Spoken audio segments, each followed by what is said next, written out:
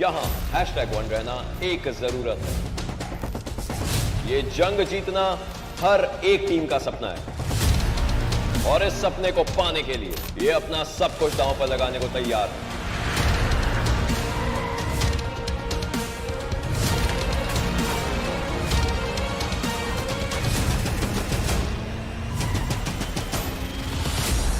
Pakistan is ready for the ultimate action.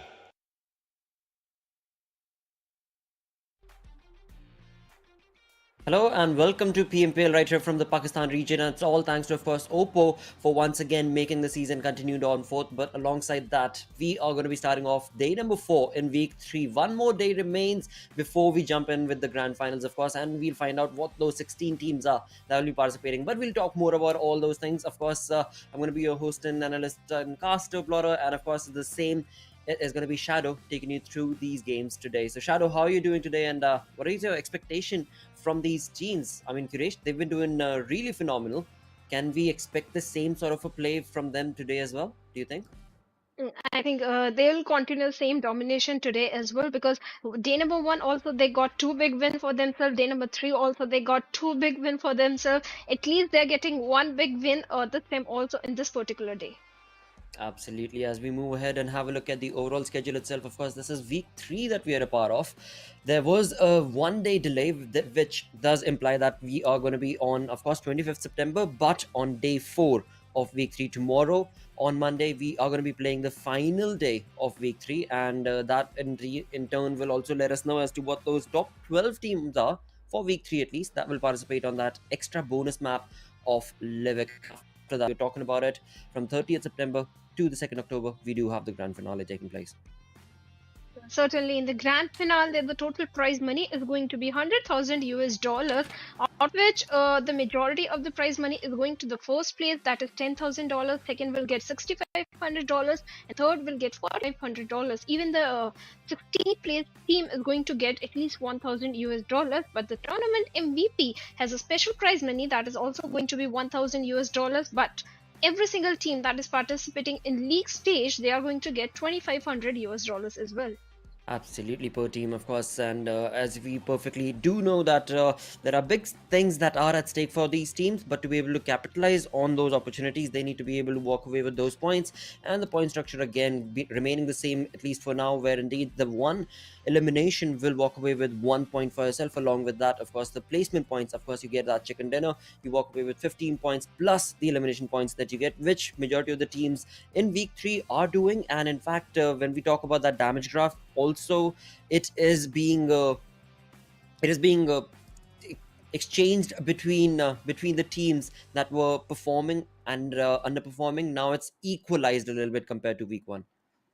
Well, certainly, but along with the points, there are bonus points as well per week. After every single week, the teams are going to be awarded some bonus points. The first place team will get 20 points, and it keeps on reducing by 1 point per place, and reduces to 1 point at the 20th team. But league bonus is also there. Points are awarded for the overall league stage ranking as well, and the total bonus are going to be accumulated. That means weekly bonus points plus league bonus points will become the total points, and these points are going to help you in the start of the finale. Absolutely. And for now, again, before we talk about the grand finals, as we did mention, only 16 teams are participating right now. On the second last day of week 3, we have all 20 teams that are being divided in these individual groups. And to start the day off, we're only going to be looking at the first 4 groups, where group A, B, C, and D are going to be the ones who will be playing the game, and group E, at least for the first match of the day, they are going to be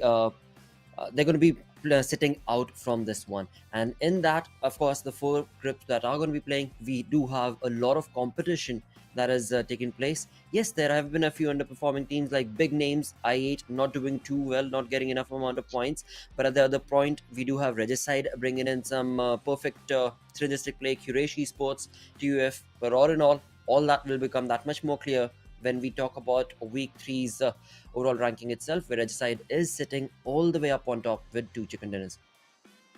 Certainly, Reddit side day 2, day 3, they have been ending on a very good note by getting two big wins for themselves. That has helped the case in terms of the placement points as well, which they have accumulated. But freestyle yesterday, they took a jump of 1 point and now sitting on the second spot with 134 points. But it was Triple Esports that took a big leap of 3 points, three position points, and now are sitting on the sixth spot with 109 points. But on the other side, North Esports and 52 Esports, they faced a certain downfall, and now they are sitting on the 10th spot and 52 on the 8th spot. Absolutely. For Triple Esports, as you were mentioning, it is very, very important this week 3. Of course, that'll become that much more clear in the league standing itself. But right now, looking at the second page itself, as we were talking about it, big names like I8 Esports sitting on the 19th position right there. Metershot X Sky sitting on the 17th position. Team BABLU on the 15th. So, not the kind of expectation that we had from week 3. But at the same point of time, talking about a change in storyline, well, that definitely has been showcased from the underperforming teams now bringing themselves and their gameplay up really well.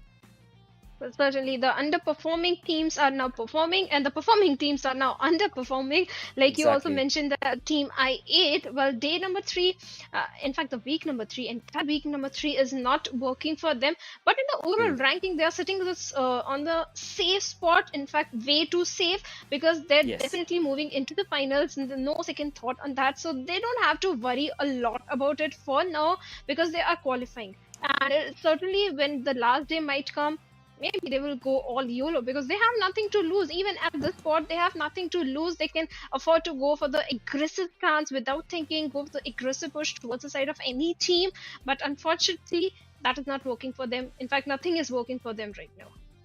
Exactly, and that is something that hopefully will change in the grand finals. But as you perfectly mentioned, when it comes down to the team and their position in the league board itself, and the overall 3 weeks compared, the games that they have played and of course participated in, they have done wonders for themselves. So they are pretty much confirmed sitting on the second position of mistake overall league standing. But at the same point, yes, for week 3, it seems like we might not be looking at the players of I8, but that's okay. That is absolutely fine. We've spoken about it time and time again. Maybe they're under mental pressure, maybe they're trying different strategies and trying a different approach because they're comfortable and they know that they will be participating and in the grand finals itself. But alongside all of that, right now, of course, the conversation from that changes towards the teams that are performing, teams that have from week 1 comparatively to week 3 picked up that pace really perfectly for themselves. And in that, of course, Quraysh Esports definitely becomes one of those big names to talk about because of the consistent play that they have been able to make. At the same point, I do want to bring up, Regicide, another team that we have been looking at over aggression from their side, which of course is also being converting into points for themselves. But certainly, Regis side is certainly doing very good when it comes to the map of Miramar, because the two win in week number 3, both the win are in the map of Miramar from the side of Regis side. But other team that has been performing really well is going to be H2E. The way they are picking the fights every single time, even in the damage graph, we did see yesterday that H2E was dishing out a hell lot of damage onto the other teams and were accumulating good points as well. Even in the map of Erangel, we saw Assad being the last man standing. He accumulated 12 placement points, although his teammates were taken down pretty early inside the game. So that means Team H2E, well, whatever they are working in their favor, and maybe this team can be a strong contender for the top spot or top 5 spot in the finals. Indeed, I mean, we've spoken about it during the games as well, that when it comes to Team H2E and their rotation, especially, they're so pristine and in getting into the final zones and final circles, and then participate in those fights where again those fights that they participated in become so very critical for them, as they are able to walk away with decent placement points and enough amount of elimination points, as you perfectly mentioned. So yes, for H2E, as we can see, there has been a jump and a little bit of a shift in terms of how week 2 compared to week 3 is looking like. And of course, in all of that, the best part is that they have upped their aggression, they have upped, of course, the elimination points, but in all they've become that much more consistent, they've become that much more reliable because the survival time has gone down from them. So that means that they are able to dish out more damage in less amount of time survived on the map, which again is a perfect thing for Team H2E to bring up and talk about from their side, from their gameplay. And of course, a few of those highlights are going to be right here on our screens, where H2E were able to dominate and bring out a perfect approach from them. And of course, viewers, keep in mind, if you look at the left-hand side of our screens, we'll see that H2E, the team, they participate in those late game fights, which again are so perfect and apt because they convert those points. But when needed, when they are pushed, they are ready for those early aggressive fights, as we can clearly see right here on Erangel as well. In Sanhok also, H2E did pick up really good fights, but when it comes to individual players of team H2E, week number 1, it was only about JD, because he was the guy who was outshining in the entire team. But in the end of week 3, we are seeing Assad stepping up, Tarzan is also stepping up, so it's the entire H2E that has amped up their aggression. It's not only JD, the way this team has improved and the way they are climbing the stairs, in the terms of the rank and the accumulating points, Team H2E is looking very strong. And it is Dread also, the new player from the side of H2E. Yesterday, the way he was picking a few fights, it was very impressive. He was dishing out a lot of damage and getting those defeat points.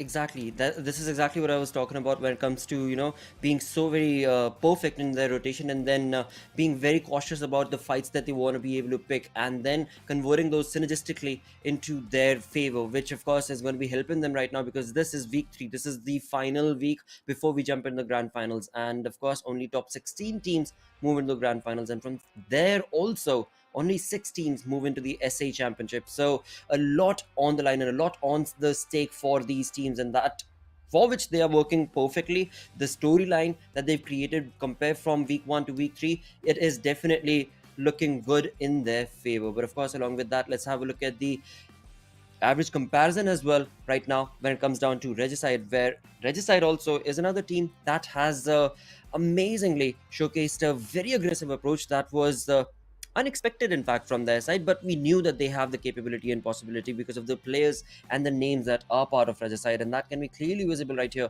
between the week 2 and week 3 graph and stat that have almost doubled. I mean, they've doubled their aggressive stance, the damage dealt, number of eliminations acquired, at the same point of time the knocks. So all in all, they are looking on a very good rise and climb in this PMPL for Pakistan 2022. In even the survival time also, the compared to week number 2, they are surviving more in the game. That means they are accumulating not just the defeat points, the placement points as well, unlike other teams sitting on the bottom having only elimination points in their force. So Regicide, they have found a perfect balance between the placement and the position points in every single game. The way they are picking fights, especially in Miramar, both the wins are in the map of Miramar, one at the end of day number 2, other one yesterday also. And not just with the passive gameplay, Regicide always gets a win with good amount of defeat points as well. True. That is so true. Again, you talk about yesterday's plays itself. I mean, the way they finished the day with, of course, that 14 elimination point game for themselves on Miramar, and of course before that we had another Miramar where they finished second. So Regicide, yes, they are in week number 3 definitely on the rise, on the climb. Yesterday or day before yesterday also on the Miramar map, we saw them bring in flawless plays and aggressive stance. And again, the synergy is so very critical, which for Regicide somehow it has been improving. And of course we know how, because they've been working at it. They started from week 1, they were a little underperforming, they saw what the lobby was doing and just quickly paced themselves to understand what the lobby was doing, and then how can they tackle that, which they have chosen the aggressive card, and that of course is the perfect approach in especially the Pakistani lobby. Certainly, and the way they move inside the circle, the way they hold a position inside the circle, it's always on point. The IGL is doing the perfect job of reading the zones and predicting where the next circle might form in, and the way they hold the upper grounds, because I remember in the fight of Miramar yesterday, they were Regicide took the control from the hands of BABLU for that position, and the way they held the higher ground to the advantage, perfectly getting those defeat points, eliminating team after team. The minute they eliminated BABLU, well, they were not stopping for anyone. This is what Regicide is all about. The minute they realize they have the best position, they have the golden spot inside the circle, they start dominating the lobby. Absolutely, and that works out flawlessly for them because in week 3, where it mattered the most, they have accumulated a lot of points. And again, this is the second last day of the week, so they still have opportunities. They have eight games, if I'm not mistaken, in total from today and tomorrow combined. That in 8 games again is a huge opportunity that teams can, of course, bring up those points not only in week 3, but also in the overall league standing itself, compared all the way from week 1, all the games played, into the end of week 3 itself, which Regicide is definitely looking like they are in control of, and they are showcasing that they have the prowess to be able to actually utilize that beautifully. Now, call it whatever you might, right? Because you mentioned it perfectly as well, that the teams that were performing in week 1, well, again, they have gone down. They have gone down so they've in fact gone down, or not, they've given an opportunity to the other teams, is how I like to phrase it, I think. Certainly they have given an opportunity, but at the same time comes the fact that I8 sitting on the second spot, Magnus sitting on the first. This is the opportunity to experiment things, the new things they want to try in the finals, because right now they are in a safe spot. Same can be said about Quantum Rage and Quraysh Esports, all the top 5 team. No one is contesting their position. No matter what, they are qualifying for the finals with less number of matches left. So this is the moment when they can experiment things and try something new and different strat. Maybe it will work, maybe it won't work, but at least they will have a chance to do so in a lobby where they don't have anything to lose, because anyhow they are moving into the finals. Exactly. As we move towards the second page, let's see. So again, we know that only top 16 teams are going to be participating in the grand finals, and the difference right there is not that much. For Triple Esports. Again, talking about Triple Esports also in the same breath, right? They are the ones who've also, just like Regicide, showcased a different approach from them, which has in turn brought them chicken dinner, and on the map of Erangel with 8 elimination points that they got on day 2. All in all, along with that, the best part is that they're getting closer and closer to perhaps even take down Metershot X Sky, who are sitting on the 16th position right there with 304 points. So yep, things are definitely on the move in week 3, but now the days are outnumbered, basically, right? We've only got these 2 days left. Rather, these teams have only these 2 days left, especially the one sitting from the 17th to the 20th position. With that, let's move on ahead, get the day started off, as yesterday was a perfect turn of events for these teams. Let's see how today will turn out as we look at the schedule, because today is going to be a day of Erangel. And to start the day off, of course, as we mentioned earlier, group A, B, C and D are the ones who will be participating. And of course, on Erangel, we have seen a few teams, especially in week 3, over progress in terms of how they've been able to back-to-back get those chicken dinners. Well, certainly. Now, this is, as you mentioned, this is the day of Erangel. We have 3 Erangels in our hands. So, every single team that have weak point in the Erangel, this is an opportunity to try something new. Obviously, the teams are sitting on the top of the overall ranking, the bottom teams, so they can do something, especially I8 also. Even if they want to try some other drop location, this is the moment when they can do so, which are not doing. Maybe they want to stick to the known area, known terrain in the final and not risk anything. That is also a mature decision, but something they need to do. So now is the time for the prediction also, Lakshay. So which team you think is going to get the win? For Erangel, for the first game, I am going to go with Quraysh Esports. I want to be able to see if they can recreate the kind of prowess that they've been able to showcase on the map of Erangel itself. So that's going to be my pick, Quraysh Esports, QE. Interesting, because yesterday also both the wins of Quraysh Esports were in map of Erangel, so definitely they have high probability. But I want to see Quantum Rage.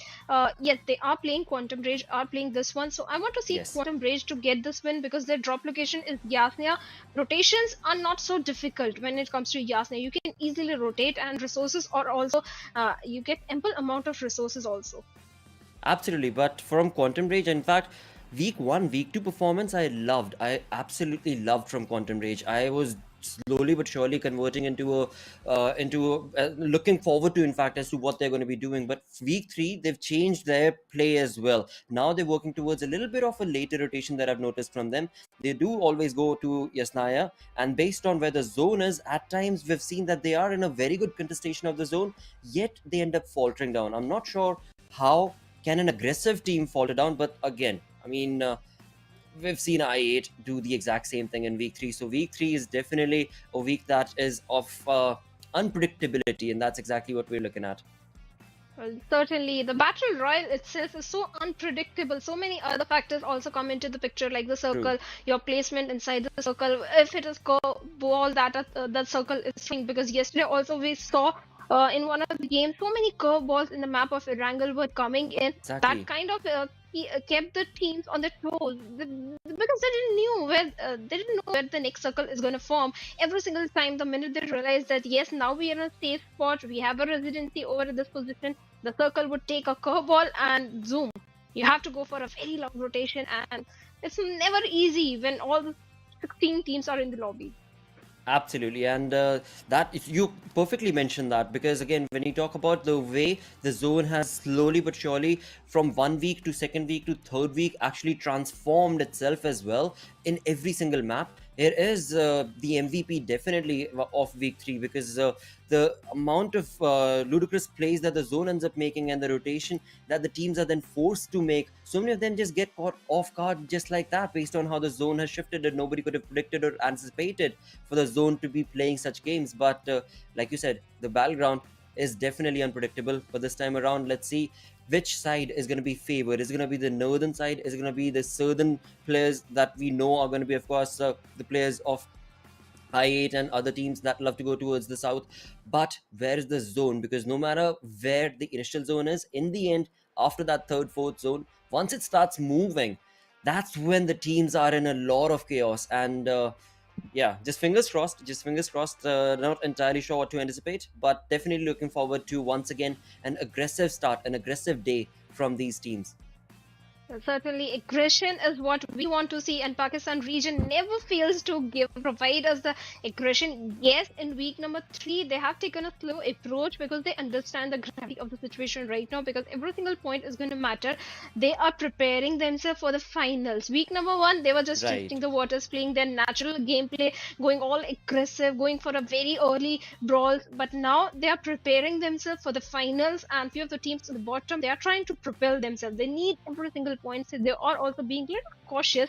So that is why we are witnessing more strategic gameplay from the side of Pakistan region this time in week 3 as compared to week 1. Indeed, that is so true. That is definitely one of the best things that has happened, because we talk about how we want it to be a little dynamic. We want the teams to actually be dynamic as well, because you want to be able to change your game mid-game as well at times, so that you don't get the drop location perhaps does not get overturned from you. And that is something that the teams have definitely showcased a zeal for, as they are slowly but surely changing their own gameplay mid games as well as during midday itself, as we do have the first match of the day on our screens. Erangel, where flight path is going to be starting all the way from the military base and majorly favoring towards the western side, where once again now on the military base, we know I8 always love to drop themselves out there. For Metershot, there is a chance that they could also perhaps choose the same exact drop. Yes, they definitely will, as they love to go towards Nowhere Up Noy. Now, but for these teams, it is going to be working out perfectly, but we'll have to see where the zone is going to be, whether the zone is going to be favoring them. On the other front, as we do have the grounders making their way towards Primorsk, again, a known drop location for the grounders as well. But in all, I would definitely love to see what teams are going to be the ones that will perhaps get into a first blood situation, will perhaps end up getting into those drop contestations, because we have seen that take place as well in week 3.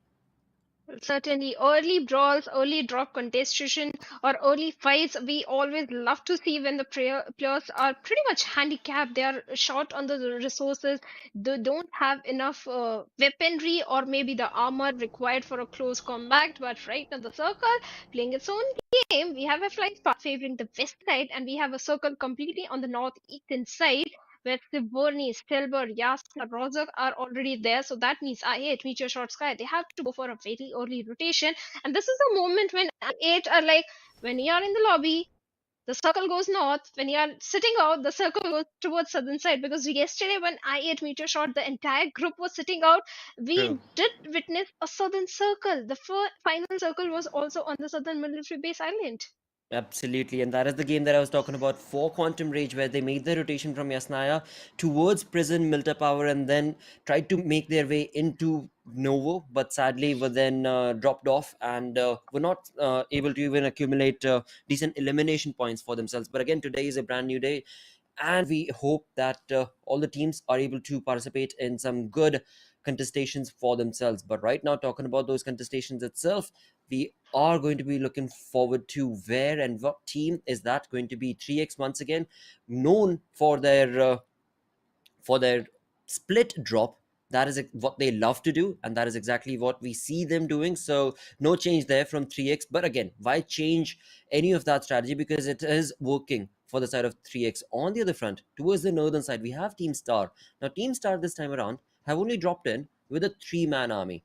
Now Team Star, best thing for them is that the zone is favoring them. If they go towards Stalberg and those hills mountains right towards Stalberg itself, they will definitely be in a very good position. But even right now itself, there is no team around in the vicinity for them to be troubled about at all. But all the other teams, well, they are going to have to make their way into the zone, and of course be ready for the fight, as we have Magnus, a team that's been okay in terms of their performance in week 3 especially. Yes, it has not been the best of the performance, but the consistency from Magnus has definitely been showcased from them, as they uh, do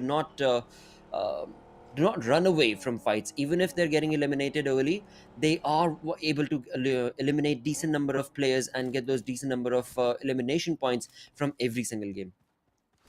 Certainly, magnets are also in a very safe spot, just like I8. So magnets can also afford to experiment few of the things. Maybe that could be the reason for less number of defeat points or low placement points in the favor of Magnus Esports. Because we did witness yesterday also in the map of Miramar, when Magnus was having the entire control of the western, even in the Erangel map where the southern circle was there, Magnus was having the complete western control, and suddenly the control was taken away from them.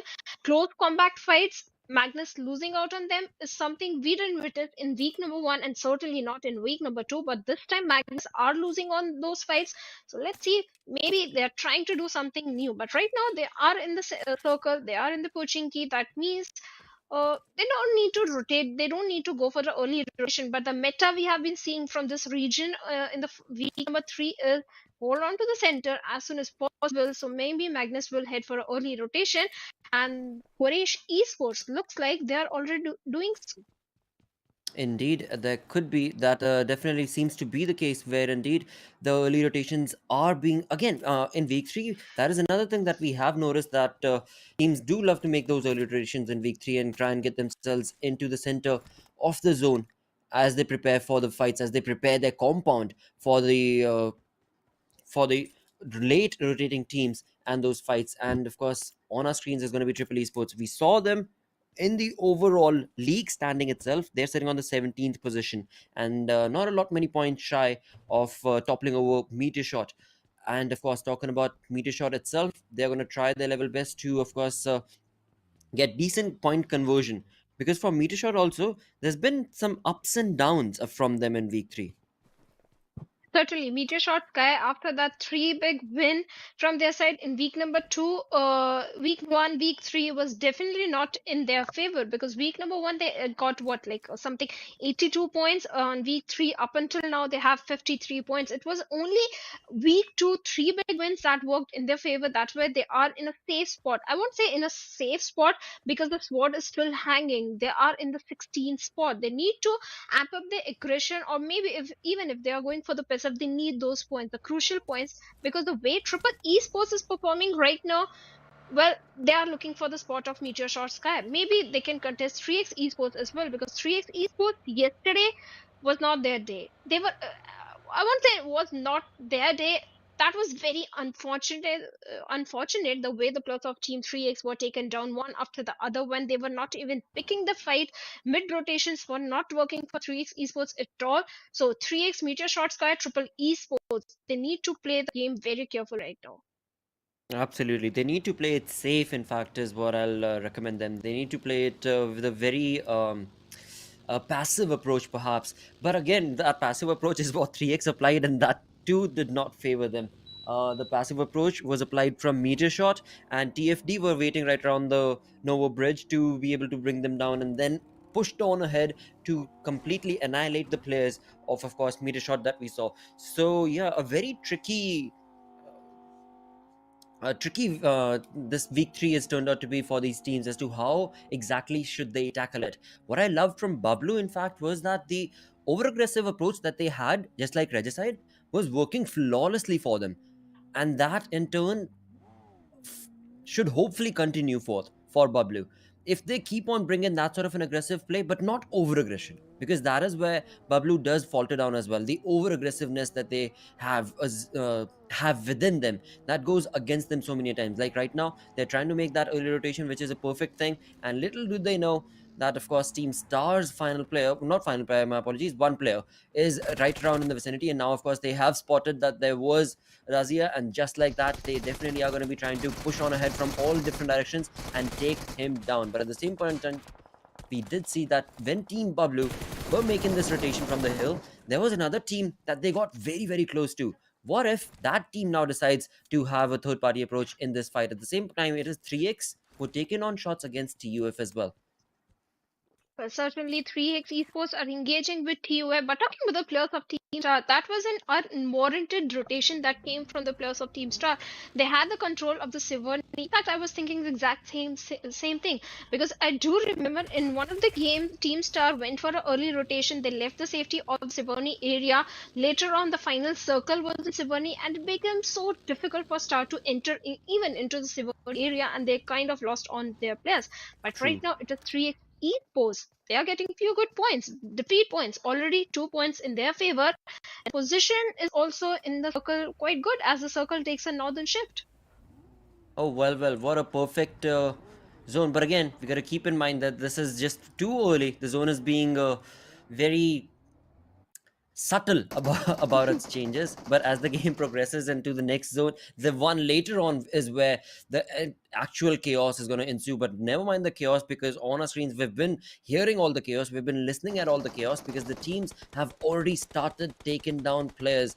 Now in all of this, we can see that the late rotation that was anticipated from I8 and Magnus is exactly what is taking place right now from the south. And now what they need to do is quickly utilize this opportunity to get into the zone from the south itself. Now if they overthink this approach and go from the Yasnaya region, I8 or Metershot, and there are so many teams waiting for them. Even on the western front, the way grounders are going for a rotation, maybe they will be looking forward to hold the uphill areas of the shooting range, because that is completely unoccupied on the western front. So grounders might contest that position and can ruin things for the teams that are going for a late rotation from the side of west. But right now, H2E, well, they are well spread out across that hill area, and Reaper, this is not the compound he was hoping to hold on to, because right now H2E can spot him down any minute, or maybe H2E, they already had an idea there is a player in the compound, and Reaper 1v4 fight might be a little too much for him to deal with. But yes, Reaper from the side of TmW in week number 1 also, we did see this guy has showcased some good gameplays, but right now he's making an escape, and H2E is making sure that he doesn't do so.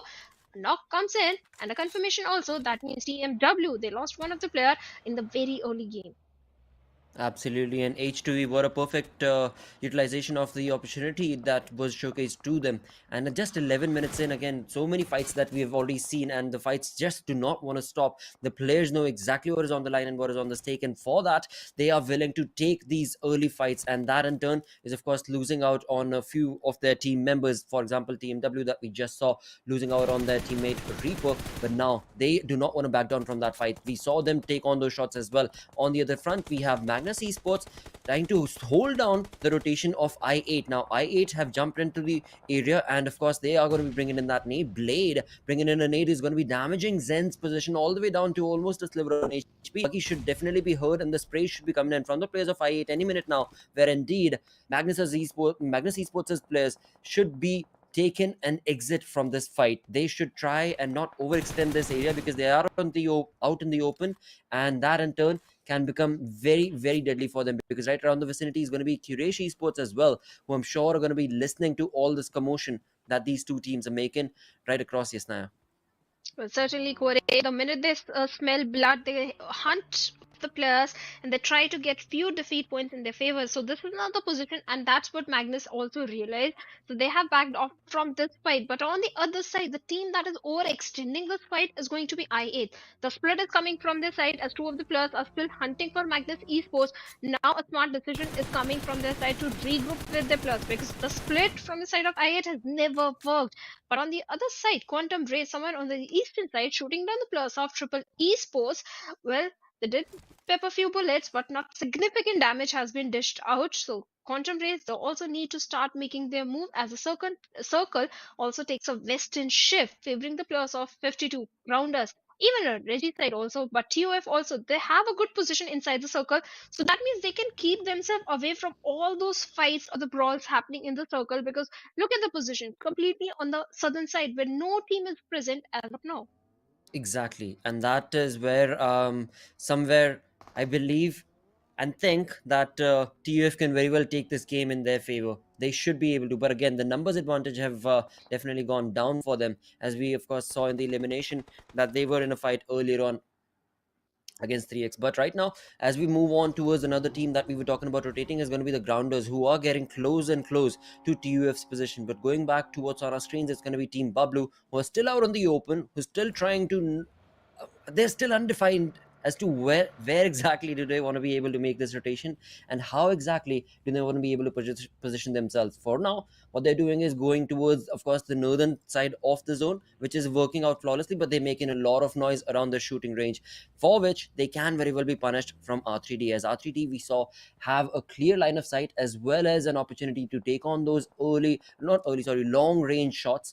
But thankfully R3D have decided to not overextend themselves in this fight, but they know that one of their opponent team is going to be right across that shooting range region. But alongside all of that, this is the third zone. Another minute or two, the zone is going to be constricting. That is where the reality of the zone and the area will get that much more clear as to who and which team is it going to be that might be looking like walking away with a chicken dinner. But on our screens, it's going to be Magnus Esports once again, an aggressive approach from their side against the players of Metershot. So from one side it was I8, they moved and regrouped, and now it is going to be Metershot that they are taking on these fights. But towards the top right hand side, we can see that there is another team as well, who I'm sure are just eagerly waiting to bring in a third party approach in this fight. And now Magnus falls back.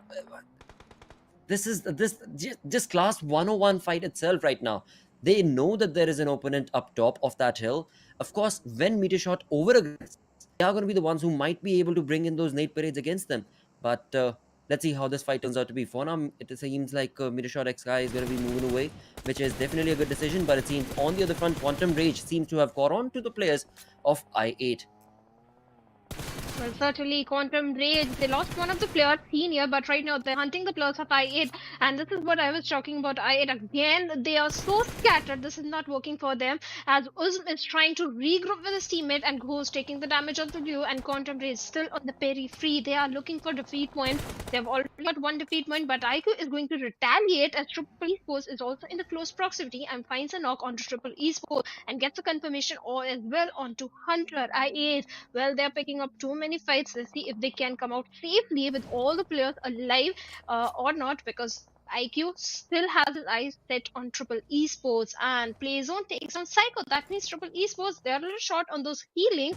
This is the moment when the other player of Triple Esports need to prioritize the circle. The vehicle is already ready, and so are the players of I8. But now their attention is towards the side of Quantum Rage, as Uzun with those grenades are trying to find an opening, and Goku takes a hefty damage, surviving on a sliver of HP. Well, while this fight is going on, we saw a little bit of a sneak peek of the zone making a curveball shift itself, and that in turn has resulted in 52 Esports for now looking very comfortable. But same is the case for BABLU, who made that northern rotation. But I8, that was a little too close of a contestation right there. I8 need to make a move. They are towards the right hand side of the map itself, of the zone itself, and now I8, they just completely lose him, fell into the hands of the players of Quantum Rage, and that in turn has resulted in I8 and Quantum Rage both losing out on players. Certainly, they are losing the players and they don't want it when all the 16 teams are still in the lobby. Elimination at this point might mean 0 placement points, but right now I8 looking for a revival. Is back on his feet, but he needs to batch up really fast. And H2E, the team that is running high confidence, and they have made their presence felt to not just one team, so many teams. And when you are attracting so much attention, that might not work in your favor. As I can see, Quraysh Esports is also in the close proximity. Two of the players of Quraysh are already inside the circle. That means I8 three defeat points, but they need those placement points. They need few good games in their hands as they're trying to go from the little northern side where Quraysh Esports might be there. But right now, Metershot Sky having a little bit of the elevation, trying to shoot in the direction of 3x Esports.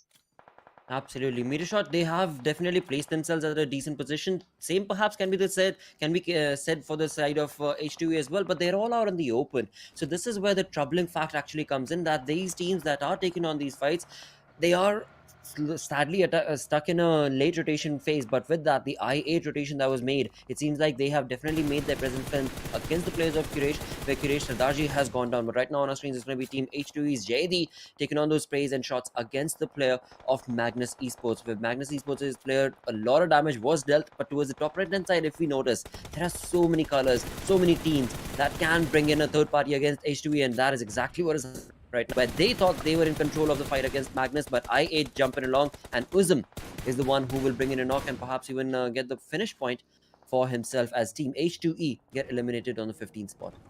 Well, that was very unfortunate, but they are looking for redemption. They are looking for few good games and 7 defeat points, all the 4 plus inside the lobby. That means this can be the game of I8 Esports. But right now, Magnus and Roland has been knocked out.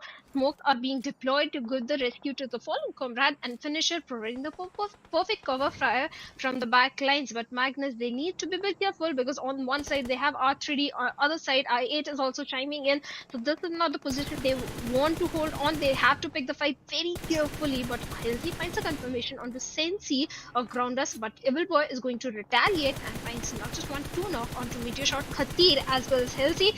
On the other side, Evil Boy, well, looking for the confirmation, but can he find the confirmation? That's the main question. I think he can, and he's perfectly doing so. Metershot Sky, well, they're crumbling down one after another, and Ash is the last man standing as Groundus get 3 defeat points for themselves, all courtesy to Evil Boy. Absolutely. Now again, these teams, Metershot, we saw I8, we saw Put making those rotations, but sadly it was Metershot who were right now caught in a lot of trouble of their own. Now on the right, we can see there are so many teams. Team Star with a one-man army, TUF with a one-man squad. Same is the case for Metershot as well. On our screens, they are of course now left with just a one-man army. Now for I8, the momentum that we were talking about that was missing from them, that seems to be revived. That seems to definitely be in control, because they've been able to get 10 elimination points for themselves, and the Grounders, they're just making waves in terms of the amount of damage that they're dishing out. But they're only a two-man army, which is Evil Boy and Siu. For now, when it comes down to their positioning, they also need to be able to, of course, get this elimination point and run back along, because the zone is 70 meters away from them as well, and it is going to be out in the open, where the other teams are definitely waiting for TG, the Grounders, as well.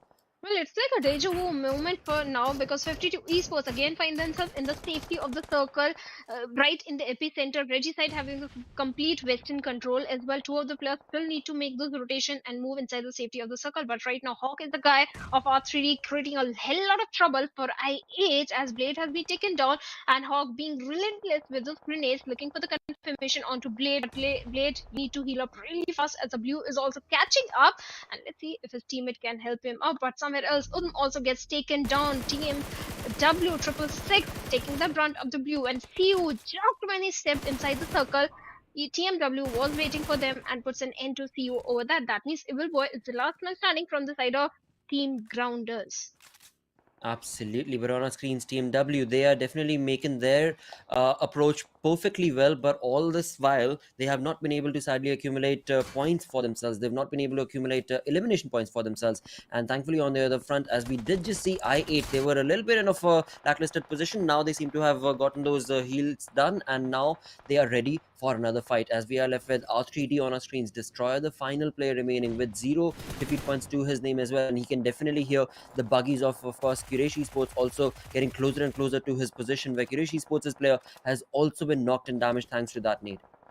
Well, certainly, and JD is right now looking for the confirmation, but he's lobbing all those grenades in a very wrong direction. Quraysh Esports still being the silent, and Destroyer can be that ugly pawn who can gatekeep the players of Quraysh Esports. But right now, Hasni, his attention is towards the players of I8, and the way it is dominating the lobby right now. 10 defeat points already in their favor, but every single time the circle is going away from them, away from their hands. And Jojo of a 52 esports finds an knock onto Usm, but thankfully his teammates are in the close proximity, so that means a revival is still possible. But Team BABLU also has their attention towards I8, and Pan with the TP looking for a knock. And it's not just two teams, at the third team also, TmW 666 also trying to get knocks onto I8 with those grenades. Absolutely. I mean, this is a chaotic final fights that we are looking at right now between these 10 teams, because of all from the far away we saw BABLU taking on shots and sprays against I8 and were able to bring in a little bit of a damage. At the same time, TMW's M7 is also the one who is bringing in a lot of nade parade, but it seems like his team now gets eliminated. That's going to be TMW getting eliminated on the 10th finish, 10th position with 0 elimination points to them, and that's all thanks to 52 Esports. As was mentioned by you earlier, 52 Esports, they're looking in a very good position as well as I8. The momentum is definitely looking in their favor. They've got all 4 players, but Hasni all by his lonesome. How much damage can he bring in right here? He's already been able to bring down, I believe, one of the players, 2 of the players in fact, and along with that, a third party approach could have very well I8 getting eliminated, and that's exactly what happens. Quraysh Esports sadly only gets 1 elimination point from that, because it is BABLU who are able to bring himself, the Byan especially, who's able to bring in his prey and connect those shots against I8's position, and thus walked away with, of course, those elimination points stolen away. But for now, again, 3 teams remain with only a one-man squad. 2 teams looking very comfortable. One of them, of course, 52 Esports on our screens. Second one going to be Regicide. Well, it's looking like history is repeating. Yesterday also, Regicide 52, BABLU were inside the circle with the numbers advantage, and this time also 52 having the complete center safe spot for themselves. But it is Regicide right now who are closing the distance towards the side of 52 esports. But beyond, he has an idea. There is a player crawling in the grass, and that is Destroyer for now. Let's see if they can find him and eliminate him, because right now R3D, he's not moving any muscle. Destroyer is being so silent. He's just waiting for the next circle, as Regicide Noki is closing the distance towards 52 esports, lobbing few good grenades. One of the player of 52 takes a hefty damage. He needs to heal up, and this is where 52 needs to back off, because they are in a very close proximity, and those grenades can be deadly. And Joker, he needs to heal ASAP. Wow, okay. Now this has turned into a bit more of a chaotic game than was anticipated, as of course the nades are still continuing on forth between R3D and of course 52 Esports. Now they are so very close in front of each other. Any third party can be brought on against them and can definitely capitalize, but can and will BABLU do that or not? Because BABLU is the one for which the momentum is looking very comfortable, but on our screens, Regicide again, they do not want to back out of the trench. Same is the case for 52 Esports. The only thing that's keeping them from the third party approach is definitely the zone, but also especially the smoke walls that they've of course dropped in right here, where none other player is able to spot out, and it's only the nade parade that is bringing in a lot of damage. But now it seems like the numbers have dwindled down in terms of those utilities, as Regicide's Nocto not left with any smoke. All he can do is now try and lob that nade to get them to get 52 esports to back out. But before he can do so, it seems like of course 52 esports will be able to jump in along. They've already confirmed 1 elimination point. Second one has already been knocked down. Now Regicide are on the run on the background, but 52 esports, they are being too over aggressive, and this is where their numbers can whittle down, as third parties they need to keep in mind are still remaining. And that's where BABLU also, was it BABLU? Yeah. No. What a third party once again it has turned out to be. Usama, so close to Wolflers. Absolutely no idea. Oh, shoot! What? Is he even connected? Yes, he is connected, but why is he shooting? He doesn't want to give his position away because he had no cover. He realized that the minute he's going to shoot in the direction of Wolf, Pan will take him down. So Usma, very smart gameplay coming from his side, but right now he's having his heart in his mouth. But Pan finds a confirmation onto Jojo of 52 with that perfect grenade. But Osama, this time he's going to chime in, not just with his bullets, but grenade. Can he connect the perfect? And yes, he does. Oh, what a 1000 IQ play that was from Osama, of course. Now, for BABLU teammates, what Wolf is going to be thinking is that nade came in from 52 Esports. And of course, Little do they know that it is Team Star's Osama who was the one who was able to spot him down, and now it seems like Osama is going to be jumping up on Whoa. lane and taking down the players of BABLU. It is a 1v3 situation between these two, and now that has converted into a 1v1 where Osama still has a lot of opportunity to be able to bring down this fight in his favor. And of course, PUBG Esports have been given a little bit of a breather as Osama decided to finally act in the position that he was in. Now, BABLU Pan, he's so far out. Zebian is so far away. This game that could have been BABLU's, just being too over aggressive and not being careful of your surrounding, it seems to have definitely taken it away from them. But 52 Esports, they have the cover of those tree trunks, of that drop loot. Why are they being so passive, I wonder? They are looking for the revival, but 52 Esports, yes, they are being passive. Maybe they are looking for the winner chicken dinner because they need it. They are on the bottom, and finally 52 finds a confirmation onto Pan over there, but Zabian is going to retaliate as he is going to take Mojo down. But Joker, he has his crosshairs set onto Zabian. Can he take Zabian down? But on the other side, Team Star, Osama, well, the man with 1,000 IQ is still there, and he's going to chime in and eliminate Joker over there. And 52 Esports has been eliminated. Now it's a 1v1 fight between Team BABLU and Team Star. And Osama, the way this guy is playing right now, well, he can do so. He can get this win. Oh, yes. Oh, definitely. Because I don't believe BABLU Zabian has any idea. He has an idea as to what angle the player is in, but he has absolutely no clue the position. And that is where Osama can definitely play his game absolutely to perfection. And I cannot believe what's happening in front of my eyes, because Team Star jumped in along with only a 3-man army, and now it seems like he has the opportunity to take this chicken dinner by himself. But it was the zone that gave him a little bit more of a damage as he was at the edge, and that, along with, of course, the combined bullets coming in from Zabian's BABLU Zabian, apologies, has resulted in Team BABLU getting this beautiful chicken dinner. But what a close game Team Stars Osama played right there. 1,000 IQ. I mean, he has to be given the MVP, even if he only had 1 or 2 eliminations. He has to be given the MVP.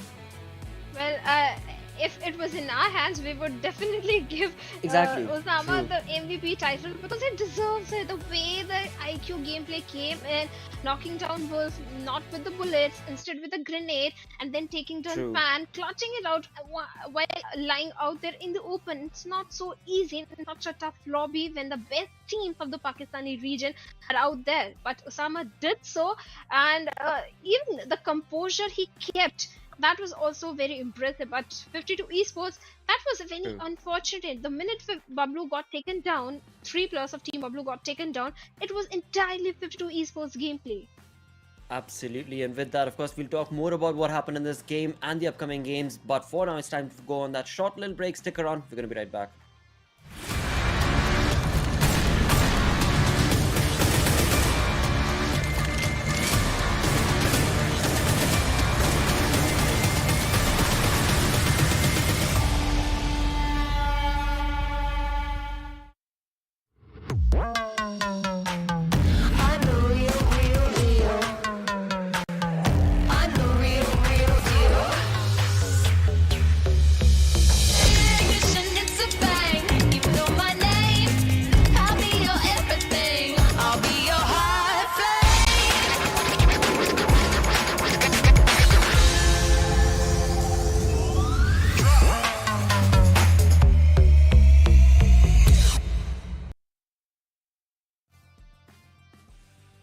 Hello and welcome once again to right here PMPL Pakistan region for 2022. All thanks to, of course, Oppo for making this all happen and sponsoring it. Now for that, we now need to jump back into what happened in this game. This was the best game to start the day, of course, where, of course, on Erangel we saw BABLU bring in a perfect chicken dinner for themselves, but Team Stars Osama was so very close to clutching it. But let's have a look at the MVP, Shadow.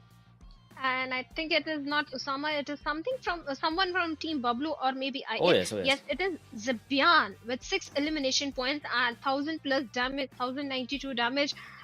This guy is having, and he is responsible for getting that win also, because if I remember correctly, when Team BABLU was fighting outside the safe circle, every single team was outside the safe circle. It was Zabian, the first man to hold a good spot inside the very final circle, and that kind of paid off in the last 1v1 fight as well. but followed by Zibian is going to be Uzm and IQ. Well, this time I8, well, they are showing the signs of a comeback.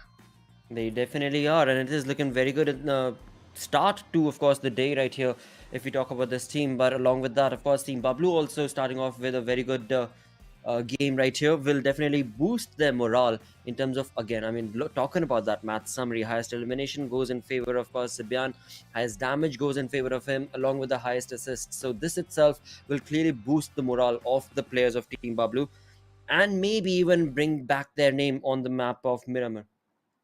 Well, that is certainly possible because Team BABLU, yes, they had a good foothold in Miramar in the previous season. This time it's all in Erangel when it comes to BABLU, but they have worked on Sanhok also. They got a win in Sanhok also at one game. But this time in the match ranking, we have 52 Esports on second spot with total of 18 points, and I8. Well, I can safely say I8 were experimenting few different things because they were preparing themselves for the finals. Because after such a performance, getting 13 elimination points, well, I8, they're still in the form, they're ready for the finals, and 15 points already to them. Absolutely, but along with that, let's see where exactly is this day going to be taking us. To start the day, this was a really good Erangel game, most certainly. But we know now, today being an Erangel day, things are definitely going to change in terms of how these teams have made the rotation. It worked out for them. But the second game that we will look at, when the second Erangel of the day will come, then we'll see what changes, if at all any, the teams are going to be making in terms of their rotation, in terms of the drop contestation itself or not. But for now, again, we are going to be, of course, talking about the highlights themselves, because again, there were so many chaotic fights that took place in this game. I mean, it was from the start itself, we were looking at from the 7-minute onward, 5-minute onwards, so many players taking on shots, so many teams going on down to just a one-man army, which again kept on happening till the final zone itself.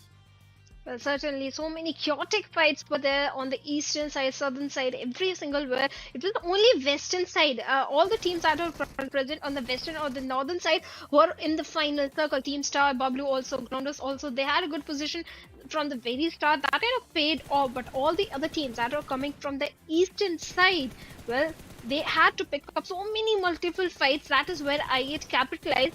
Instead of instead of they have 2 placement points, but still they have managed to grab 13 elimination points. That is something impressive.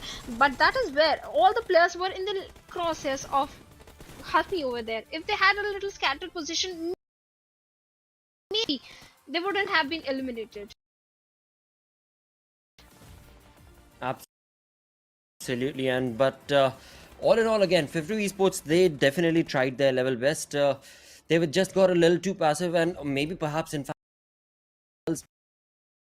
thought they could take on those players and by themselves, which in turn of course did not favor them, and it was Team Star's IQ. And this is where again he jumped out of the blues. Had he not jumped out of the blues, perhaps it could have gotten a little too close for comfort for Team BABLU Zibian right there. But once again, that is what the cookie had to crumble like on this map. And with that, we do have of course the damage draft, where two teams definitely rating Manhattan right here, from BABLU to of course I8.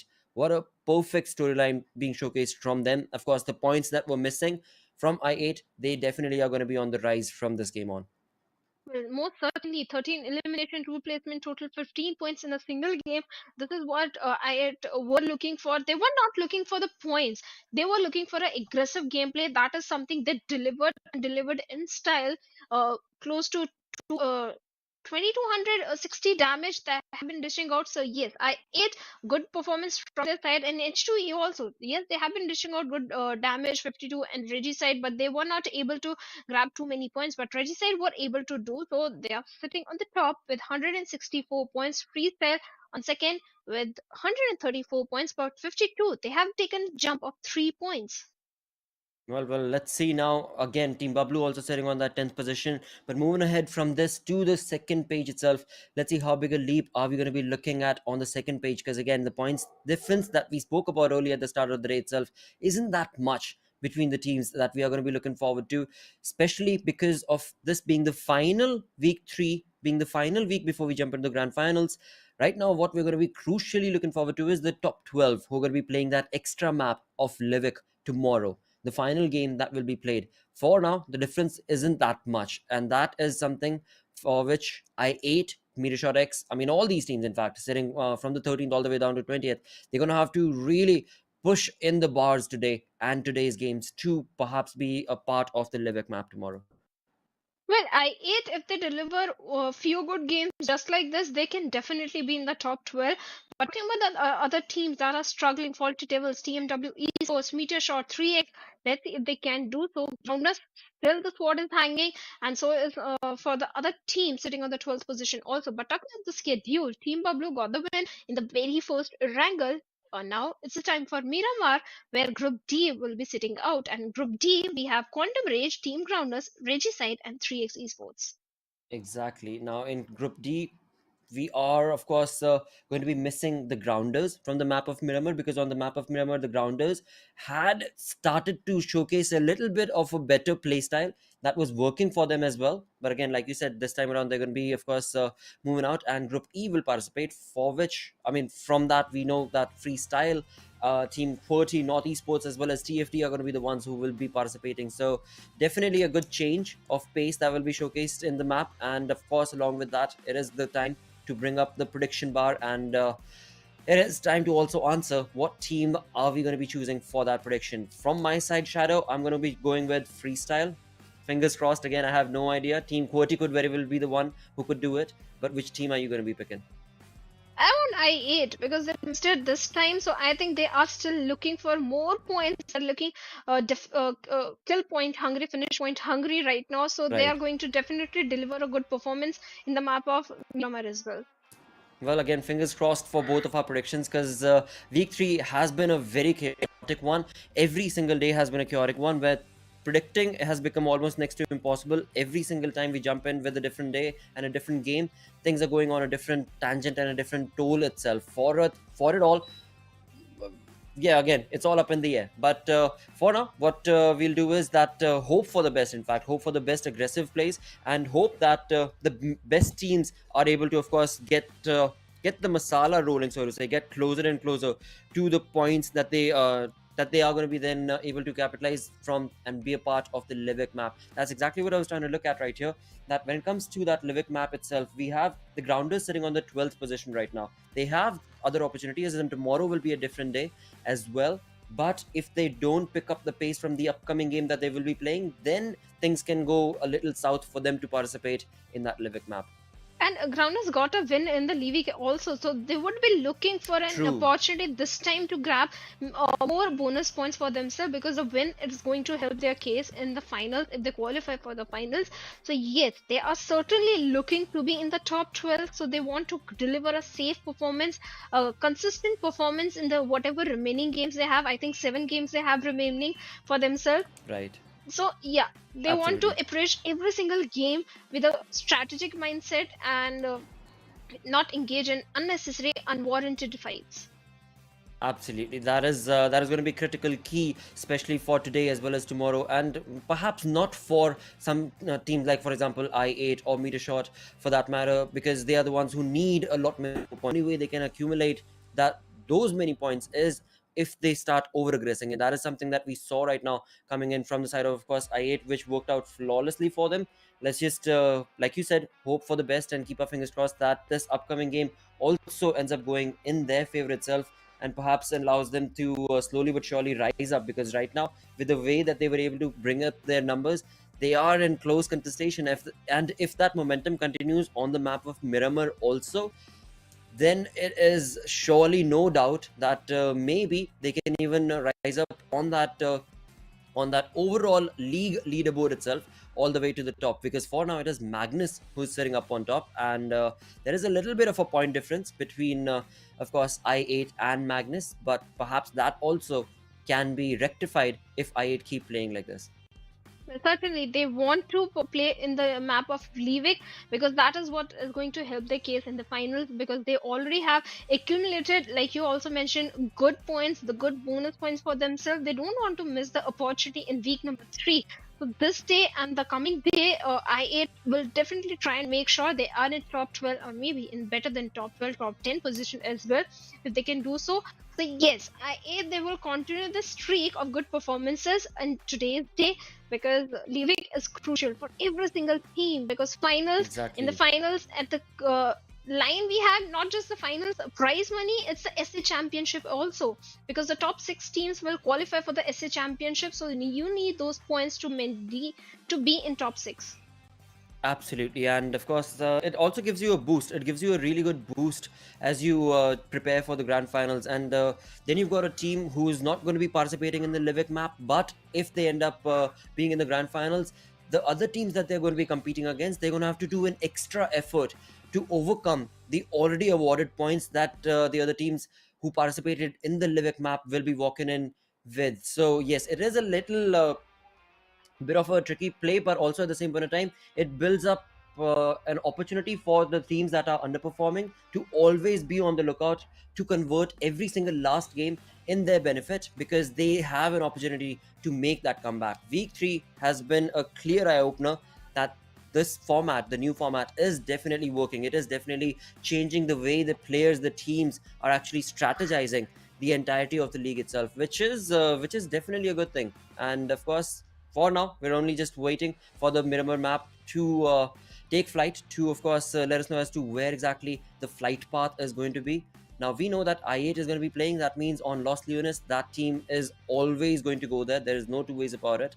But alongside that, can we anticipate another team to maybe, because I really want to be able to see if at all there would be another team that would, if not close to them, but definitely try and push them a little lower in terms of the morale boost that they were able to get from this chicken dinner. Well, certainly, even this time, like you said, Team Pablo can also go for the spin, because already the momentum has been set for Team Pablo. They got a big win, and Miramar has Right. always been their strong point. This is a very known territory, very known geography for the players of for the players of Team Pablo over there. So yes, Team Pablo will be looking for another good performance, but maybe Magnus also, because in Magnus drop location in Miramar, it's very crucial. They are somewhere in the center position. Rotations are not such a big problem for Magnus Esports when it comes to even Erangel also. So maybe last time Magnus in Erangel they had a bad performance.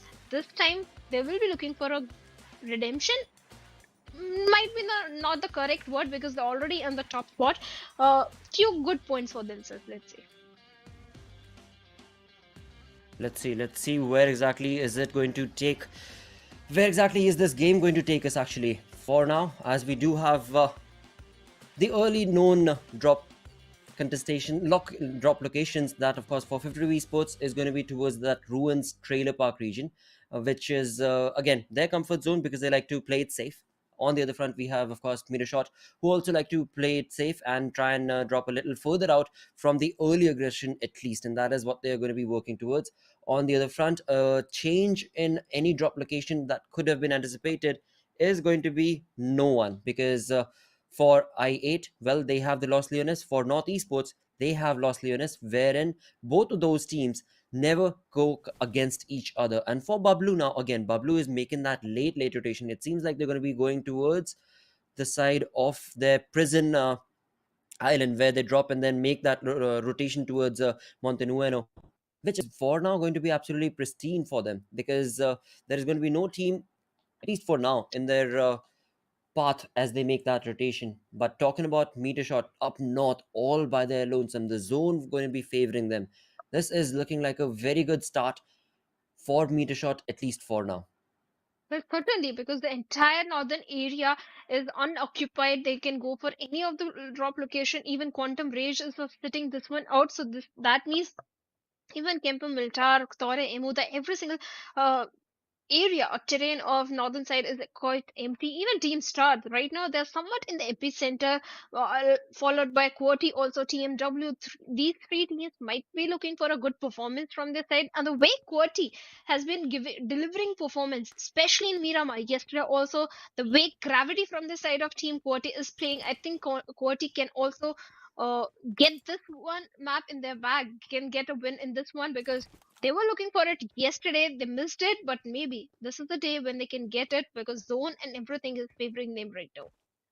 Absolutely. And again, you talk about QWERTY, the way they were able to bring up their prowess play, that was phenomenal from their side. And of course, that is something that was known from the side of T20 QWERTY to do earlier as well.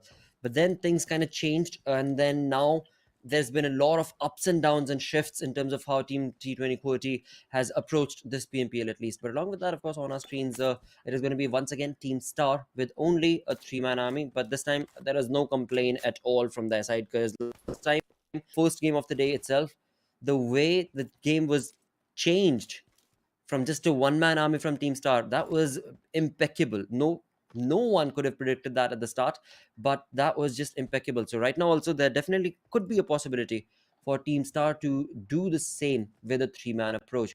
On the other front, talking about early contestations or perhaps first blood situations, there don't seem to be many teams or many teams possibility, perhaps, apart from maybe the center. Let's see if we can have a contestation right there between TmW, I believe it is very close in proximity against T20 QWERTY, but we'll see, and we'll come back to that. For now, I8, a team that has showcased a comeback, a perfect comeback, in fact, where the amount of defeat points, elimination points that they got were perfect for them. Apart from that, the momentum that was missing from I8, that we were questioning as to what exactly has happened, somehow they seem to have found it.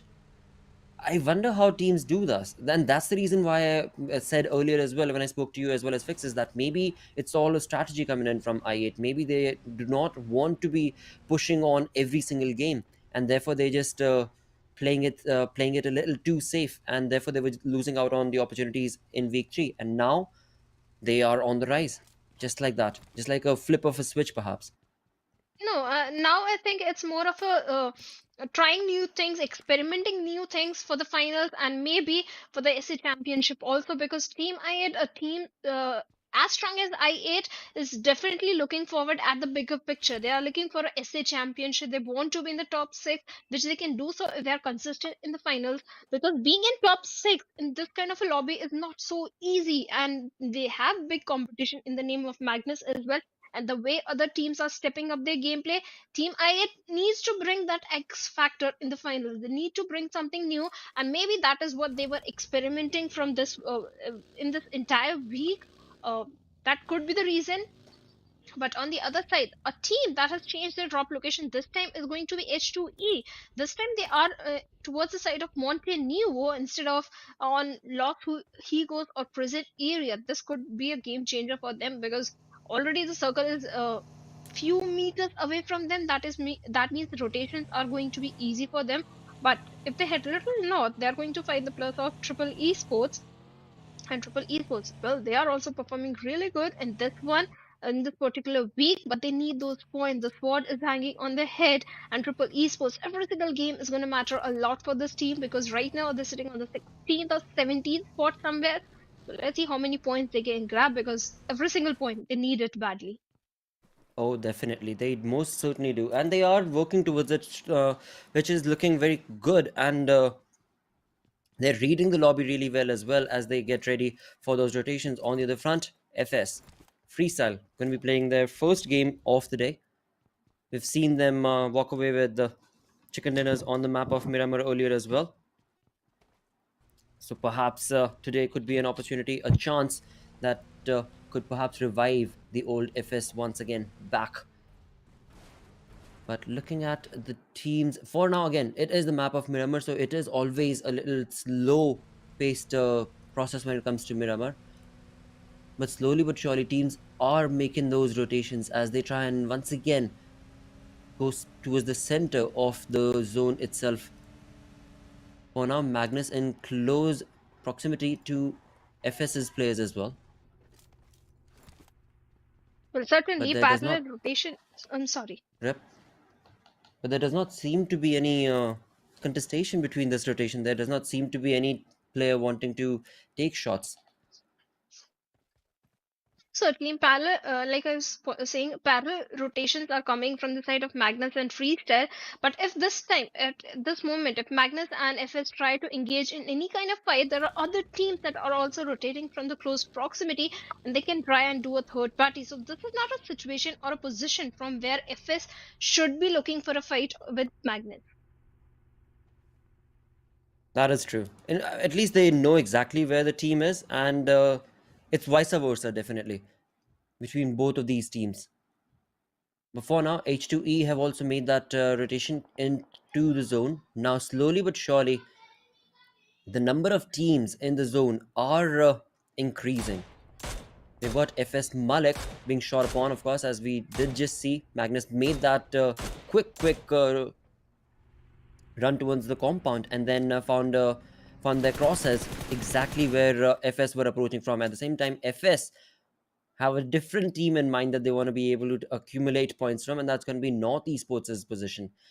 FS is again overextending, as you perfectly mentioned, and that in turn has resulted in the team getting split up. And in fact, one of their players, Malik, already gone down.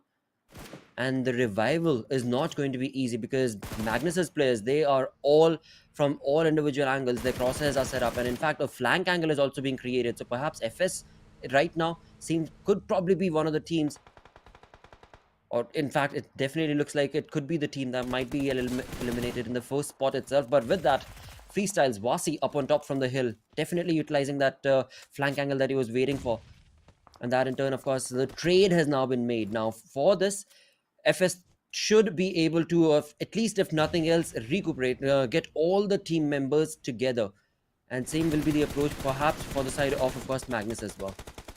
Certainly, Vasi's position was very crucial in that particular fight. Although they were not able to save their teammate Malik, but still, good damage has been given to the plus of Magnus. They are also one shot, but right now, Quraysh Esports, they're shooting in the direction of North Esports as Ahmad gets taken down, and Sardarji with the tempo 16 is looking for a confirmation. But Zameen, can he go for the revival? Smokes are already being deployed, but before that, Ahmad gets confirmed. A defeat point has been earned by Sardarji over there, but North Esports. Now the trouble is for them because they have lost 2 players.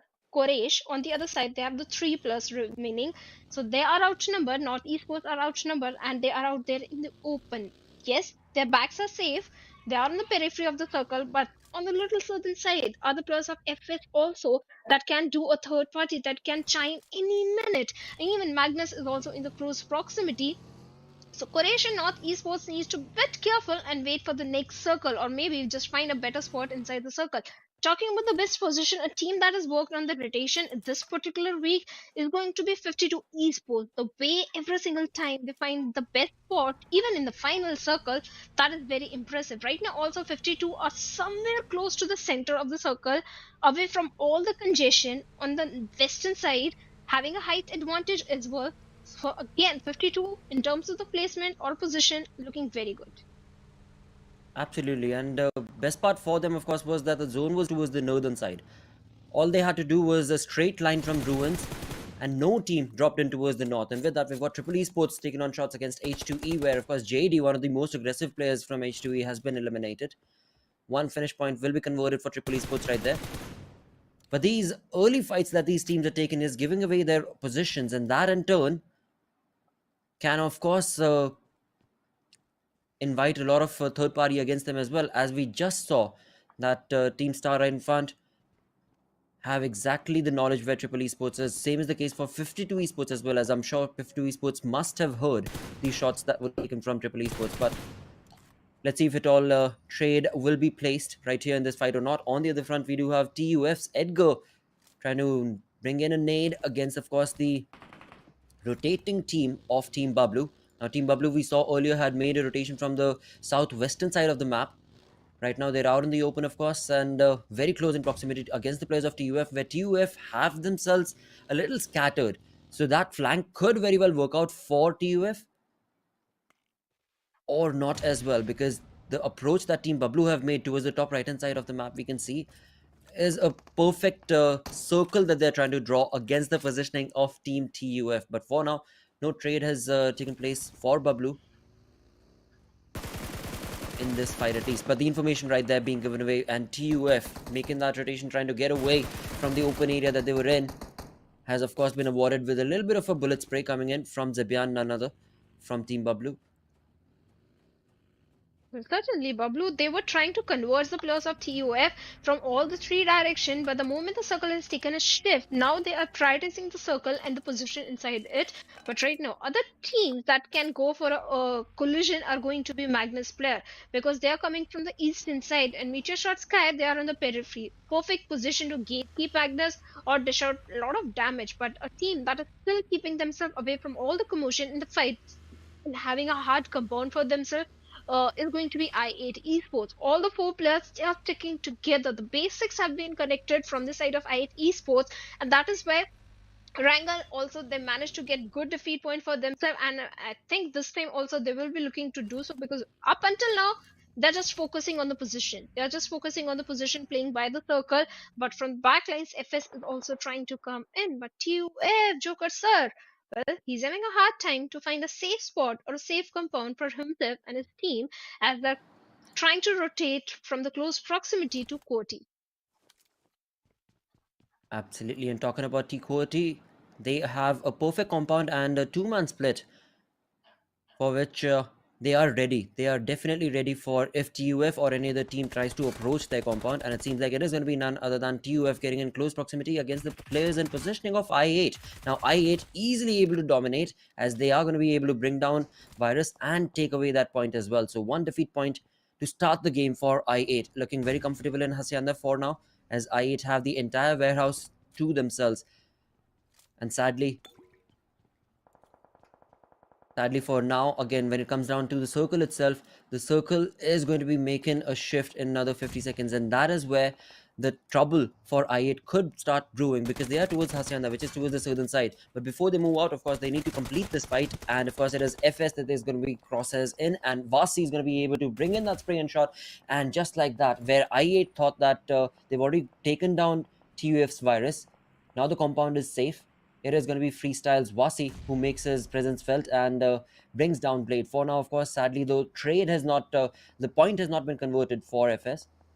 Blade from that smoke wall definitely will be able to fall back, and that in turn will be able to get all the four players of I8 back up again. Now FS one by one approach is the worst thing that you can do, and that's exactly what they're doing once again, which we've seen from them earlier, and that lackluster approach is what results in the players of FS going down a little too early. Now that aggression, we need to see if this is going to be able to capitalize for them or not. Of course, one of their players was left, Malik, and now it is all boiling down to the final player from I8 to be able to push on. No, two players from the side of I8. IQ was from the outside pushing into the compound, and Zarbaf. It is a 1v1 situation between these two teams, and the nade against, of course, Zarbaf could be the end that, of course, FS did not anticipate. And this earlier push, this early push actually helped out Zarbaf.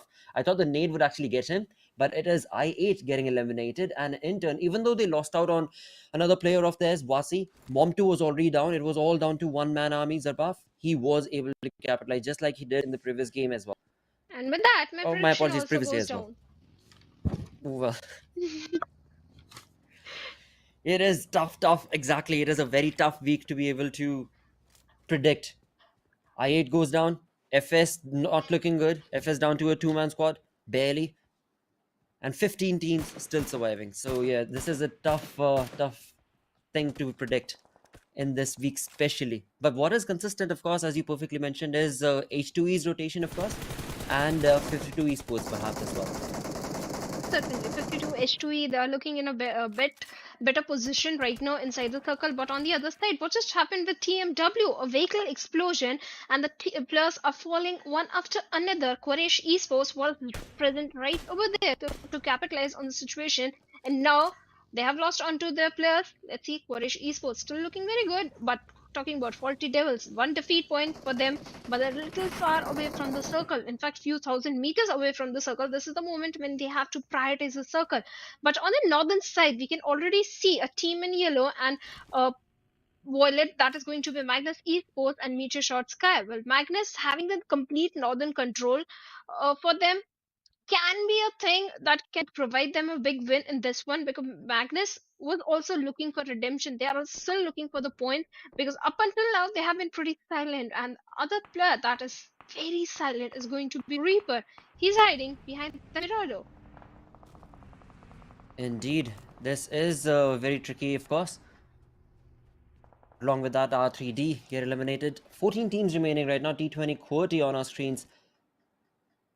A team that we do anticipate to be able to, of course, get decent points from this game. But Magnus has made that northern rotation, and they definitely are going to be in good contestation for this game from north. But we'll have to see if that'll be the case or not, as 52 Esports are going to be in the center still. With that, FS do get eliminated. Decent amount of elimination points for them, but sadly they will not be able to continue in their journey as they get finished off from this lobby at 14th position. Now, of course, Magnus making that rotation from the north. Right in front of them is going to be Metershot. Does Metershot Sky know where Magnus's esports players are going to be approaching? On the other side, on the front, we do have TFD against the players of NES. Now, NES, they are locked horns. They have nowhere to go. And this nade from Styler could very well be the end of NES's opportunity to walk away with decent points, as they are going to get eliminated with 4 eliminations of their own. And on the other side, it seems like Magnus, they tried to bring in that surprise approach against Metershot, but it was none other than Team Star, I believe, who got the better half of finisher right there. Yes, it was Sultana from the safety of the compound that took down finisher over there, and Zen is looking to bail out his fallen teammate right now. And faster, it's all upon him to make sure that Metershot Sky doesn't retaliate or close in the distance towards the side of Magnus Esports. But 40 Devils, 5 defeat points already in their name. They eliminated the entirety of North Esports over there. But right now, a big challenge is in front of them. That is going to be QWERTY over there. All the 4 players of QWERTY who are also looking for holding the position inside the circle, and Khan was the first man to do so, and he's been taken down by Quraysh Esports over there. Another player of QWERTY falls down. That means QWERTY, they are also crumbling one after another, and the last player has also been eliminated by Khatir of Metershot Sky. That means QWERTY wins bye at 12th spot. Right now, Magnus Esports, they have revived finisher over there, and Metershot Sky, lot of trouble. A lot of trouble. As Halsey is the last man standing in that little shack, and all the 3 players of Magnus Esports are marching towards him. And 1v3 is a way too much for Halsey, but can he clutch it out? Chances are very slim, but let's see. Let's find out. He takes down one before try and take down faster. Faster will eliminate him, and Metershot Sky bits by at 11th spot. Absolutely. But now for Magnus, even though this was a good fight for them, they have, of course, Drolin lost finisher. They might not be able to, of course, revive, because this is the 5th zone, and they need to hurry up to get into the zone, and that's exactly what they're going to be doing and approaching from the northern side. For that, we do have 52 Esports waiting, Quraysh Esports waiting as well. So the rotation is not going to be easy for the side of this team. On the other front, if we talk about the center, once again, the zone shifting along, going to be favoring and helping the players of Triple Esports. But let's see what this fight is going to be like, because Quraysh Esports, they are prepared, they are ready, and now they seem to have their crosshairs triggered towards the players of Team BABLU as well. On our screens though, on the center compound, it is 52 Esports who seem to be jumping on along to the opportunity that they got by taking down Thug from Triple Esports, and now they want to be able to eliminate the entirety of the squad of Triple Esports, where Triple Esports have 2 elimination points confirmed for them, but the numbers advantage is something that is perhaps not favoring 52 Esports, if I'm not mistaken, because 52 Esports' one player is still outside the zone.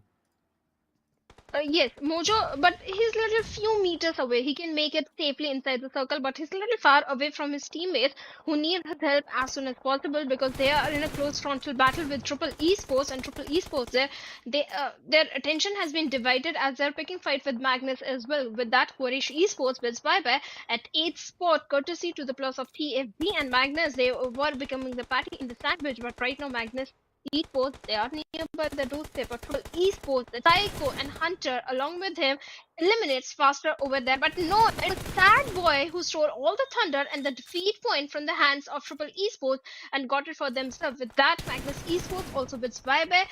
But TFD, Faulty Devils, what is happening? 10 defeat points. They are dominating. They are looking for defeat points in every single direction. One of the teammates has been eliminated, and Sadboy is the last man standing by Triple Esports. Now they have all the attention towards the 52 Esports player, and 52, all the three players are again back on their feet. Indeed, they are. And this is where 52 Esports are going to be in very good contestation for this game. 6 teams do remain. All 4 players from 52 Esports are surviving. Triple Esports are getting naded upon, but this from Joker, all the nades that he's been able to bring up has not been able to bring in any damage whatsoever at all. And in fact, now he's out of utilities. The overutilization of those utilities over there from the side of 52 Esports has resulted in vain, at least in this aggressive fight. And they need to be careful because there are still other teams that they need to take on fights from. And that's exactly what Mojo right there seemed to be doing. And this is where it seems like Team H2E is going to be approaching this fight as well, or are they just no, they're just closing into the fight. Where 52 Esports, they are divided. They are a 2-man split army as of now, and Triple Esports, they're just waiting down. They are just holding on their fort. They are just preparing for the onslaught that 52 Esports is bringing towards them. And on the back, we did just see Team BABLU seem to have also tried to make an approach, an entrance in towards this zone as well as this compound. Well, most certainly Team BABLU having the numbers advantage as well, and TUF also with 2 men being so very silent, and H2E also. All the teams, H2E, TUF, Team BABLU, they're waiting for 52 and Triple Esports to fight amongst each other. But now BABLU is chiming in as they're looking for a few defeat points on TUF. But one of the player has been taken down by Joker Sir with that shot, and they need to revive, and an easy revival might come in. But TUF, they need to move a few meters inside the circle right now and leave the safety of the hard compound which they are having.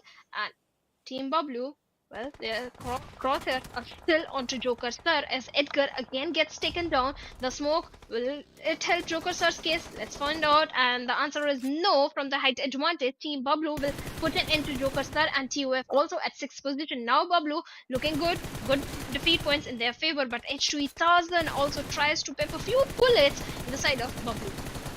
Well, again, Team BABLU, they seem to be getting on to their crown of course, the kings of Miramar, and that is exactly what they seem to be wanting to showcase to this entire lobby as they slowly but surely approach with momentum, with 7 elimination points to their names already confirmed. From one angle, of course, they need to be careful of, that's going to be H2E, because we know H2E has been very cheeky as they be very silent, and then when there are other teams taking on fights, that's when H2E approaches, and that's something that H2E has done earlier as well, and that too from below, and not an advantageous position to be at in a fight, but H2E somehow has delivered that exact same thing.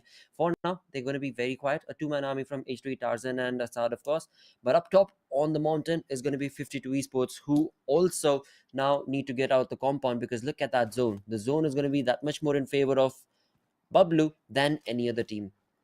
Well, certainly Team BABLU have the majority of the real estate. In fact, they have the best position towards the southern side, where all the other teams are holding the position on the northern side. TFD last player Sadboy has also been eliminated, and Hunter also goes down through the hands of 52 Esports, and Trade also coming in as Mojo gets taken down. Psycho takes a hefty damage from the side of 52 Esports, and Joker puts an end to one of the players, Psycho, of Triple Esports. 52. Jojo is still bleeding out, but Mojo is looking for a confirmation and knock onto Assad of H2E over there, and he's going to find it with that. H2E also with bye-bye, but Mojo was overextending, picking fight with Team BABLU also before patching himself up, and he gets taken down, and confirmation also coming in.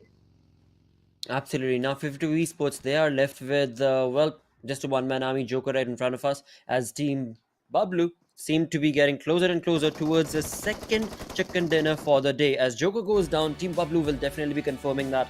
What an incredible turn of events for BABLU, especially on this day it has turned out to be, as back-to-back chicken dinners are being showcased from their side, and, well, they get their King of the Hill and the King of Miramar title back again, as they get 10 elimination points, and of course jumping to the 9th in the overall ranking.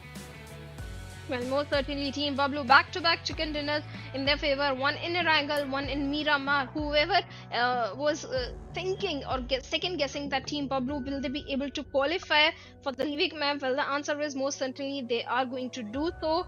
because these two games are definitely help them to propel themselves in the overall ranking. But on the other side, IA, that was very unfortunate because IA, up True. until a point, they had a very good compound for themselves. I'm sorry, they had a very good compound for themselves, but suddenly.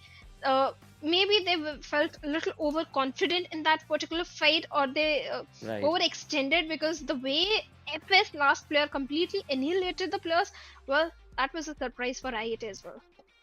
Exactly. They definitely could not have anticipated that. But we'll talk more about what all happened in this game right after this short little break. Stick around.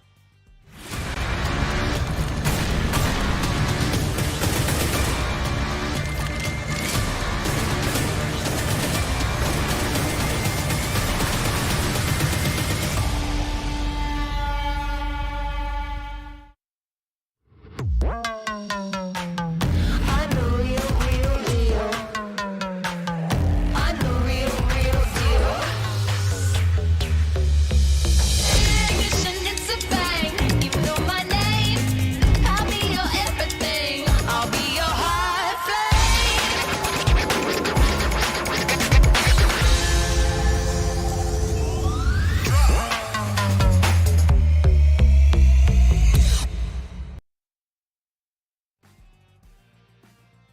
Hello and welcome, of course, to PMPL of Pakistan region right here in 2022, where indeed we are on week number 3's day 4. This is the second last day before we jump into the grand finals next weekend. But right now, quite an interesting affair is being showcased right here between the way Team BABLU and I8 are playing, and Team BABLU, of course, being the ones who reign in supreme on the second map as well, as they get a second chicken dinner on the map of Miramar. What a perfect day this is for BABLU. Well, certainly a perfect day for Team BABLU, because it's not just one map, back to back, two different maps, one Erangel, one Miramar. They dominated. True. And they got the big win for themselves. But on the other side, the other teams were also trying to do so. TmwEsports, again, a very good rotation coming from their side, but yes, few mistakes here and there costed them the big win, or the #1 position in this particular one. But talking about the guy from the side of BABLU, that is the MVP, is going to be Zebian with 5 eliminations.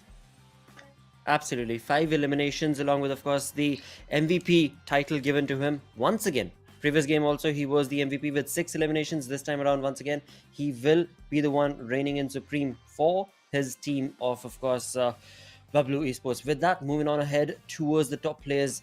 We've spoken about Zebian, but along with that, who all do we have who we should focus on from this game? We've got TFT Cairo with the 4 eliminations of his own for 471 damage. Alongside that, from TmwEsports, it was Hunter, and then Cairo's teammate comes in, Silo right there with 4 eliminations of his own. Following in, finally, is going to be Zarbaf from FS. Yes, definitely. Zarbaf was a savior for Team FS. The way he saved his team in that particular situation, well, that was impressive. But on the match ranking, we have Team BABLU on the top with 25 points, followed by 52 with 17 points. Spalted Devils this time, the way they were ranking those elimination points, although they were taken out pretty early, not so pretty early, but 16 points to them. A very good gameplay was showcased by the players of Faulty Devils. In fact, Sad Boy as well. TmwEsports, again, this week is their week. The way they are accumulating those points, this time 12 points. Now they are in the 4th spot, but R3D Star, unfortunately, they had to take a early exit this time. Exactly. It was just not their day for R3D, at least in this game. It just did not favor them. On the other front, for Team Star, we know that they are playing with a 3-man army. So nothing taken away from them, at least in this game, because in the previous one, they did finish on the 2nd in the overall ranking of the game, of the Erangel game that was played earlier. But we were talking about how this time we could maybe anticipate I8 to continue on with the momentum that they created in game number 1. Sadly, was not the case. They were just pushed down. On the other front, let's of course have a look at the Oppo F21 moments, where a lot of chaos was showcased from so many of these teams 10 minutes onwards. And looking at that, well, it was all over the place. I8 thought they were very comfortable in their compound. They had already taken down TUF's virus. They did not anticipate a push coming in from the back end, and that is where FS dominated. Well, certainly Magnus Esports also, the way they annihilated the entirety of Metershot Sky over there. good defeat points for themselves, but in the end they were also taken down. But TUF, that was unfortunate. They didn't have the good position. They had to leave that spot. The blue was closing in. Joker Star had to come out in the open. That is where the other team at an elimination capitalized. But 52 again. This is the moment when Mojo overextended the fight. Had he healed himself, had he patched himself, maybe he could have a better chance of taking down the pan over there. But instead, it chose to go for another defeat point or another knock onto Team BABLU. Well, costed him his life and a win also. Absolutely. And looking at the damage graph itself, we do have, of course, starting all the way from down, I8 still participated in a lot of chaotic fights they definitely weren't part of. 757 damage being showcased from their side with 2 eliminations. And then on the counter, we have, look at that Team Star with 572 damage that they were able to participate in. But sadly, no finish point, no elimination point. And that is, there are so many teams, in fact, who have been part of fights, but sadly did not get any elimination points for their pressure. Well, certainly. But talking the overall ranking also, this time again, I think Magnus is sitting on the top, if I'm not wrong, followed by True. I8. I8 this time in one of the game, they tried to deliver a very good performance. But this week's overall ranking, we have Regicide on the top with 164 points, FS on the second, but 52. They have taken a jump of 2 points and now they are on the third spot with 136 points. Exactly, just 4 points shy of being on that second and taking down freestyle itself, and which is something that 52 Esports is definitely capable of. Same, of course, as Team H2E as well, for the fact that the rotation that 52 Esports and Team H2E have understood is so perfect and pristine. It definitely helps out in their favor. But look at Team BABLU, the consistent chicken dinners that they are bringing in, pushing them again like 3 positions, and they are on the 7th with 121 points. If they keep continuing like this, they'll definitely rise all the way in the top 5 to the top 3 itself. Well, certainly. But talking about the point difference between R3D Esports and I8 Esports is only 15 points. They are short. So one good game, they can propel themselves into top 16. But they need to be in top 12. I'm sorry.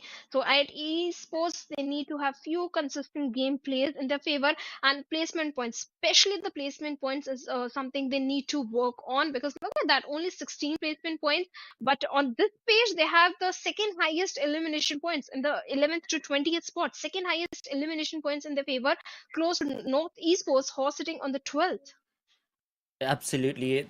Now, I8, the ups and downs, I guess they still continue on for them. Perhaps this upcoming map on Erangel can bring their gameplay back, but sadly, they're not going to be part of it because Group C this time around is not participating. In fact, not only I8, we've got Metershot Esports, R3D, as well as Triple Esports not participating in this upcoming game. That means that that comeback story is going to have to wait from I8 as well as Metershot. In fact, on the other contrary fact is that Erangel, we know military base, Metershot as well as I8 love to go towards, and that is going to be an open chapter for any other team to maybe try and explore. But along with that, we know we go back to that same age-old question, and now I'm almost at the verge of dreading to answer this question. What will be the prediction be? What team is it be going to be that will walk away with a chicken dinner on the map of Erangel?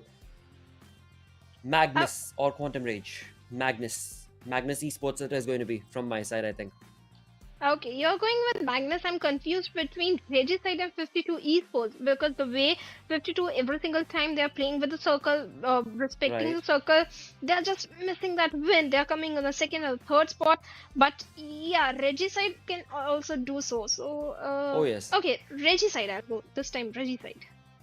All right, let's keep our fingers crossed. Definitely, let's hope that it does end up coming true finally, because for the last few times, every single time that I've picked a team, they've pretty much been the earlier ones to get eliminated, or not get the entire team eliminated, but at least not have all 4 players or 3 players standing. And that, of course, is a very difficult task. But in the first game itself today, we saw Team Star jump in with just a 3-man army and still were able to get that second position, where it got so close in that fight against Zebian from BABLU. It could have been either or. Team Star could have very well gotten that chicken dinner. So yeah, we cannot let go of that fact that anything can happen in the battleground.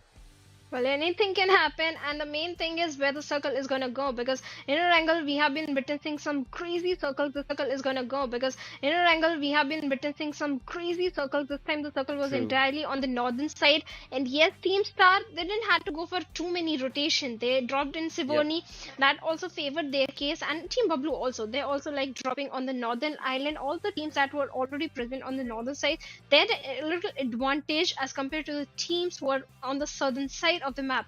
But now this time again, it's all going to come down, boil down to the circle, where the circle is going to form the very first circle. If it again comes down to the southern side, yesterday we did see so many teams were going for a very early rotation, just a basic loot, weapon, level 1 armor, or whatever. That kind of Exactly. paid them price in the end also, because when it comes to southern circles, teams go for early rotation. That means they are very short on those healings. We Yes. saw that yesterday. Exactly, and that early contestation that ends up taking place, either it turns into a stalemate, or it turns into, of course, like you perfectly mentioned, not having enough utility, not having enough. Well, again, the entirety of it, you don't have enough bullets, you don't have enough utility to be able to push on into a compound. And if that continues on forth, if that trend continues on forth, then perhaps it's going to be an extended game. But let's see, it could again go either way. We've seen teams on the map of Erangel take the aggression and over-aggression to such a pace, where Metershot was one of the teams that was brought down. But this time around, of course, let's see what the case is going to be, because it all boils down to the zone, and it all boils down to if at all there will be a contestation between those teams or not.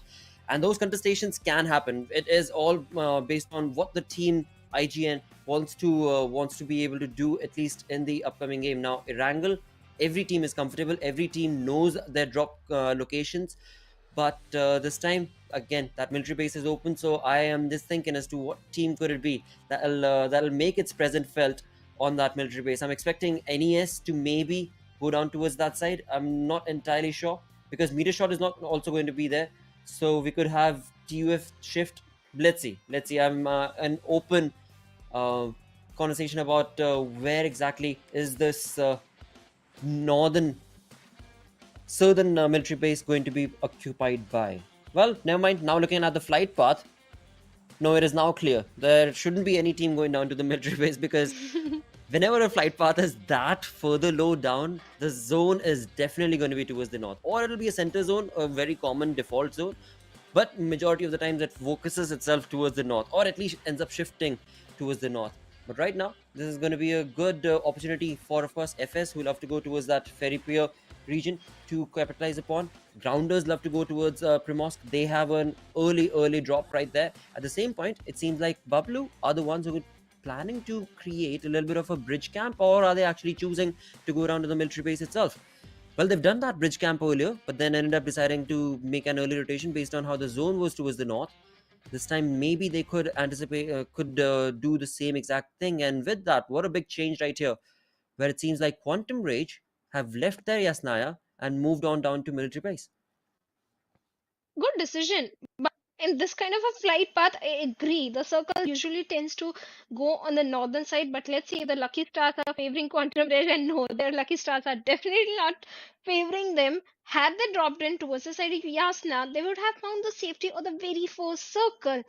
But True. even also, going to Yasna in such a heavily southern favoring flight path is not so easy. You have to chase those vehicles, you have to go for the vehicles, and vehicle contestation itself is a big problem. So maybe that could have been the thought process of the IGL, to go for the loot, good loot, grab the vehicles, and then head over to Yasnia. Because up until now, not so many teams go towards the side of Yas, but TMW, they're already opening things towards the side of Star. Uh-oh. All right. This is going to be where, of course, early elimination that we always anticipate asking the question. It is going to be Team Star, actually, who are going to be able to bring down TMW's M7. And the first blood, the first elimination of this game has already started, where it is going to be Team Star, a three-man approach from their side at today's games. They've actually equalized the playing field now. It is a 3v3 situation between them and TMW. And TMW, again, they have already lost out on one of their players. They have a vehicle, but have they been able to accumulate a decent amount of weapons or not? Because Team Star at least had these two warehouses to loot through, to be able to get the best loot for themselves, and that TMW should definitely keep in check before they try and overaggress. I think TMW should head over inside the circle, go and have some resources because right now Team Star, yes, they have those level threes also. They have the weaponry, they have resources in their hands that TMW is certainly lacking, and this is the place where they want to pick up a fight. And Team Star again shows a three-man army, and again. When it is not in the picture, when their group is sitting out, Team Stars tends to go down towards the shorelines of farm, and the circle always go towards the Sivorni side. Yesterday also, or day before yesterday, it also happened, and Team Star was not at all in the circle, and the circle betrayed them. So this time, True. let's see which path Team Star is going to opt for. Because again, if this time again they would have been in Sivorni, at least good placement points they would be having in their pockets.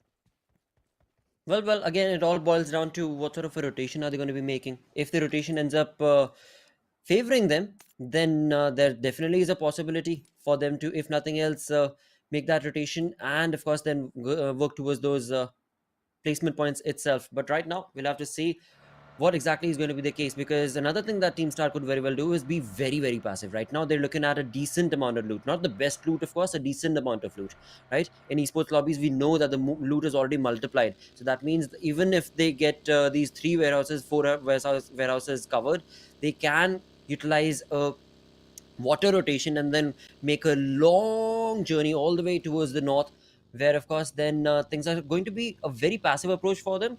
But then it all boils down to a placement point sort of an opportunity that they could work towards. Well, certainly, placement points are something every single team needs. If you're not able to get the elimination points, at least placement points should back you up, which TMW needs. In fact, they need every single point, and things are not working for them because look at that. One player already lost, and right now they do realize it was Team Star that changed their drop location. So it's an opportunity. Head to Sivorni and loot in their drop location, grab those resources, and later on in the final circle, pick up a fight with the remaining teams because then you will have all the resources required. You will have the position inside the circle to back you up.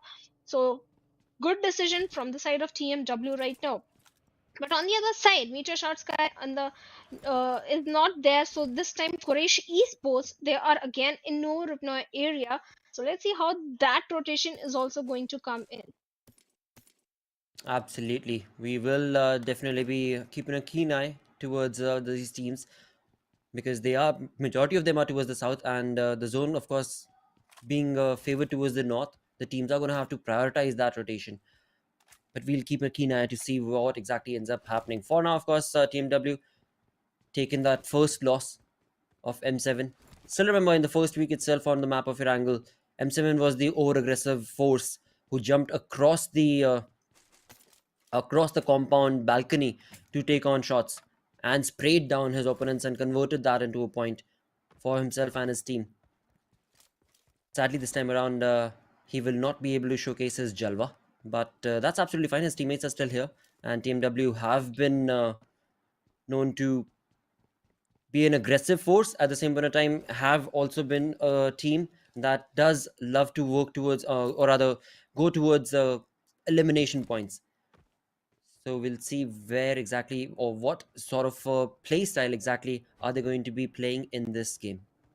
Let's see which game style Team BABLU is picking because this time H2E is also there, and the way H2E is in 2v2 split looks like they are looking for opening things towards the side of Team BABLU. Let's see if that is going to be the case or not. But right now, North Esports still looting the school and the apartment area. They're in a split situation, but thankfully no threat is present in the close proximity, so they can afford to go for the secondary loots as well. But if they head over towards the side of Rosok, they will find the plus of 3x Esports. But Magnus still holding on to the Puchinki area. Let's see what's going to happen, as so many other teams are still in the blue. Quantum Rage going for the late rotation, Ground taking the damage of blue, Quraysh Esports taking the damage of the blue, and so are the players of Faulty Devils as well. Absolutely, and this is definitely not good, because after all, right now in this week, we want to be able to see teams not take damage, but dish out a lot of damage and take on those elimination points. I mean, all right, even if damage are being given, then that needs to be converted into elimination point the sooner the quicker you possibly can, for which we just need to wait a couple of minutes more, I'm sure, as the zone is going to be constricting once again. 20 to 30% of the zone already in the water will mean that majority of this could favor towards Team W, where we saw them in the Savoni region. And even if they don't move around at all, they can, with the three-man approach, get that perfect chicken dinner opportunity, if not chicken dinner, decent placement point opportunity for themselves. On the other front, as you were talking about it, Team H2E and BABLU, at least for BABLU, they are getting in their vehicles. Now they have started to make on that rotation. And from the south, we also have rotations being taken place. So once again, not a very late rotating play being showcased from the teams. Certainly, teams are trying to hold on to the periphery, but if you look at the complete eastern side, three teams are in the close proximity towards Yasna, Reggie side. Then we have Porty as well and Porty Devils. Such close proximity, although they are going for their own individual rotation, but there is a possibility of a team picking up a fight, try and take down the player from the moving vehicle. But now the circle again goes towards the northern side, and TMW, they will reap the benefits of Sivorni area because that is under their control. And right now, Team Star might be looking for a contestation of Sivorni. Exactly, that's exactly what they are running towards. They have their own individual three vehicles, but they better be cautious. They better be careful. If they're not, then of course TMW will be able to reap the rewards and get those points for themselves. But on the southern side itself, if you look at it, we've got of course Quraysh Esports making that rotation, FS bringing themselves up slowly but surely, as well as the players of Quantum Rage from the Rozok region. So all the teams are slowly, of course, getting populated in this zone right now, and that in turn is going to get that much more chaotic because there isn't enough area in all the zone to be able to give shelter to all of these teams. Now, North Esports, we've been looking at this team making that rotation, and finally, they have reached their spot. They are close to shooting range, pretty much in the center, which is absolutely pristine positioning from them. But now they just need to be hunkering down this position so that they're ready for any other team to bring in an onslaught against them because they're all on the move.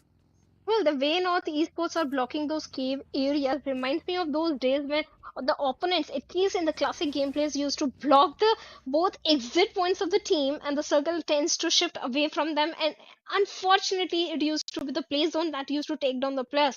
So North Esports, better be careful. Your opponent might block your exit for you, as Team Star is still in the close proximity of you. But on the Rozak side, we have 3x Esports also, and Quraysh Esports might be looking for the same rotation, and other team, that is Quantum Bridge, three teams in the close proximity. But again, a team that is in a very good spot again is going to be TUF. Look at the position. They're holding on to the little bridge area connecting the Georgopol Island and the main northern island. They have a compound, they have that little bit of the higher ground, and not too many teams are present in the close proximity. Indeed. For them, that definitely could be the case based on where the zone is going to be shifting, which probably, as you mentioned, could come down south from the waterways. But right now, we have, of course, shots being taken place, and Quantum Rage, as we saw them on the map making that rotation, and Quantum Quraysh Esports for making that rotation. So it seems like both of them seem to have caught against each other and coming in from the Yasnaya region. They have both started open firing against themselves. Again, for now, only a knock has been confirmed, so the revival is definitely going to be around a possibility. On the other side on our screens is going to be Freestyle, as Freestyle are still a little busy getting the perfect loot for themselves as they prepare for the eventuality of this game. But this is where we were talking about, of course, Quantum Rage taking shots against Quraysh Esports, and Quraysh Esports' player will be lost to the cause as Goku will get one elimination point confirmed from that entire fight. And with a vehicle, that was very impressive. But right now, talking about the other team that is taking the brunt of the blue is going to be Freestyle. They're looking for a rotation from the Georgopol side area, from where H2E grounders, all the teams rotated. But grounders, looking at the position, they are on the periphery, and Freestyle, when they will try to enter inside the circle, maybe grounders are in the position to gatekeep them. If not gatekeep, at least try and pepper a few bullets in the direction of Freestyle. That is a possibility. So Freestyle needs to be a bit careful, because right now grounders also, also need to be careful of the rotation coming from the side of Freestyle, because they are looking very comfortable right now. They're thinking they have the entire control of the western front, and Freestyle can chime in any minute. But on the other side, TmW, they are peppering few bullets on the plus of Reggie's side, but the smoke wall, the smoke strip from the side of Reggie's side is helping them as they're going to scuttle back to the safety of the circle. Ooh, for TMW, now this is a tough conversion because now they've sprayed on and the zone has actually moved away from them. The zone has gone towards the side of the shooting range where we do have once again in the center H2E utilizing the perfect advantage and advantageous position. And of course, for TMW, they're going to have to start making that rotation or planning that rotation from the eastern front of Savorni where they were at. But alongside that, all the other teams are doing the exact same thing. So a tough conversion for TMW. But right now, we do have Regicide's player getting into the compound of T20 Quirty, it seems like. And T20 Quirty, yep, the presence has been felt and known, and Regicide are going to be pushing on ahead to get that perfect elimination point converted. Now, at the saving point, of course, for 420, where he did not have enough health right there. And that is the reason why he was brought down that quickly and that easy. But of course, Nokia and of course Nocto were both jumping in together, thus remaining T20 Quirty has gravity and he's the only sole player surviving in this compound. He's being so very quiet. He's not letting the players of Regicide know. Okay, never mind that because he is bringing in a nade parade, it seems like. Not entirely sure if it was his nade or if it was Regicide's nade. Perhaps it's Regicide's nade as they are trying to clear out the building because they think he might be there. But T20 Quirty, Gravity, this is your only opportunity that you could be able to, of course, rush away from. But he's not going to be able to do that because now he has naded an opponent and now the teammates of his Noctos know where Gravity is. A lot of nades are being showcased from both the sides, but Regicide's numbers, it's only a matter of time before the numbers are going to be favoring. But Regicide, how is it possible that both, in fact, three of the compounds they've already checked, the only one left is the house that T20 Quirty is in, and they are still not aware of where he is at. Finally jumping along, and there we have a perfect elimination, the first elimination of this game, where T20 Quirty will be eliminated. 15 teams remaining, and Regicide thankfully will be able to keep all 4 of their players from this fight still surviving. Well, certainly 2 defeat points already in the hands of Regicide, but somewhere else, TFD and Magnus are also fighting against each other as Roland has been eliminated by Sad Boy and Virus finds a confirmation onto Zibian of Team BABLU as well. So many fights are happening on the periphery of the circle, but Team Magnus, well, they have already taken the spot of TOF over there. So let's see what's going to happen. But Styler finds a knock onto Zen with a beautiful grenade. That means TFD, Faulty Devils, they are looking very aggressive. Finisher a little bit far away from Faster, but is trying to regroup his teammate. And Styler tried to take down Faster over there, but a drop shot comes in and eliminates TFD, Faulty Devils over there. That means Magnus, they are still inside the game. There is enough time to revive their fallen teammate. But Team BABLU, talking about them, well, they have to go for the rotation because the circle has taken northern shift, heavily northern favoring circle. That means Regicide is in a good spot. 52. Again, this team is going to find themselves in a good spot inside the circle. But all the teams coming from the southern eastern side, well, bloodbath. Bloodbath is the complete something we are going to witness right now. Absolutely, this is going to not be an easy one because there are so many teams, so many players, 49 in total, 14 teams in total that are trying to get into the zone, and all from the southern side because the zone just kept on going towards the eastern, then the northern side, and towards that northern side there are only a few places that are taken over by the teams, whereas all the other teams are out in the open. As we do have, of course, the kill feed clearly showcasing TUF taking on shots, T20's T20 Race player taking on shots, as well as we have Quantum Rage in front of us who are just patiently waiting at the edge of the zone. They have a team around them. It is going to be, I believe, Team Star, if I'm not wrong. But will Team Star want to participate in this fight? And now we move on to 3x Esports' players, where TUF, we were looking at it in the elimination feed, were bringing in a lot of nade parade against the players, and that in turn has resulted, of course, with only a one man remaining for the side of that team, where, of course, TUF have been able to accumulate 2 defeat points and a decent position, at least for now, as to where they're at, because the zone is again going to be constricting in another minute or so. Certainly, and Reggie's side, they are in a good spot. I don't want to jinx it, but North Esports, well, they have the hilt of the shooting range area. That means they can create some trouble for the players of Team Star. But on the southern side, Quraysh Esports, TUF are still fighting against each other, or maybe they will decide to fight as the smoke is going to give away the position of Thor and providing him the little bit of the cover required. 3x Mary is also in the close proximity. Finisher closing the distance towards Quraysh Esports. No, he's going to back off from that position and go for a better spot. But Mary has been spotted down by Virus of TUF as Virus is looking for a knock onto Mary. The minute the smoke is going to dissipate, Mary's position will be revealed either to TUF or to Quraysh. Indeed. But we know that for 3x's Mary been a lucky one from week one itself. Miracle and Mary, both of them, in terms of aggression, in terms of being one of the players who always remains last in the game, will still be able to at least work towards the placement points. So let's see, perhaps that luck factor might just help out 3x's Mary. But for now, we do have TUF trying to spot out a lot of players. They definitely are, but the fight is taken on a different place altogether, where we have FS against the players of the Grounders, and Magnus Esports is making their presence felt from the southern side as they make an entry into the rotation, and they are taking on shots against the players of H2E. On our screens, of course, we have FS against the players of the Grounders, where FS have been, of course, have lost on Malik, but we saw Grounders make this early rotation, and now the Grounders are in a little bit of a hole, a little bit of a loop of their own. And now, if at all, a perfect nade and Molotov could be thrown from freestyle, that would have been the perfect bait from them. But jumping right in front of that was probably not the best play that Zarbaf should have done, and that in turn has resulted, of course, in him going down. But thankfully, his teammate is around to give that revival. Well, certainly Team Grounders and Team FS fighting against each other around that little cave area of shooting range. And Grounders, they are in a perfect position to be taken down by those grenades. But Momto, what just happened? He took down his own teammate Vasi through a grenade, and that is the moment when Grounders can capitalize, and they are already trying to do so. As multiple grenades they are trying to lob in the side of FS, but somewhere else H2E Magnus are also locking horns with each other, and trades are already coming in from both the sides who are away from the circle right now, away from the safe zone. This Molotov could have been very deadly for the players of Grounder, but they managed to keep themselves safe and alive, but the blue is already catching up on them, and this is the moment when they have to go out, and looks like their exit has already been blocked. This is what I was talking about. That is a dreaded situation to be in. But sadly, the Grounders, they're gonna have to, well, deal with this mess that they've created of their own.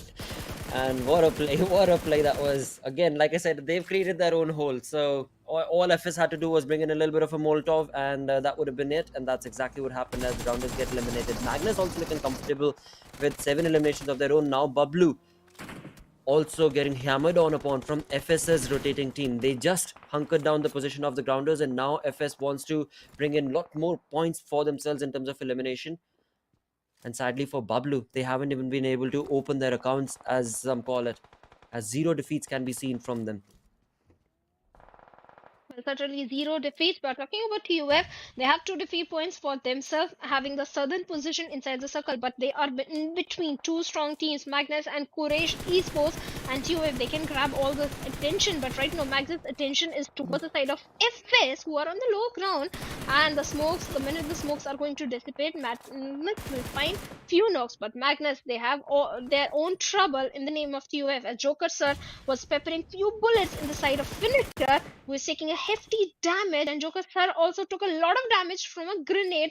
That means TUF, they have to pick battles very carefully, because there are so many other teams. They are making a lot of noise, making their presence felt through a lot of teams out there, and FS right now, they are trying to lob grenades toward the side of Finisher, but can they find that opening? Can they find that perfect projectile?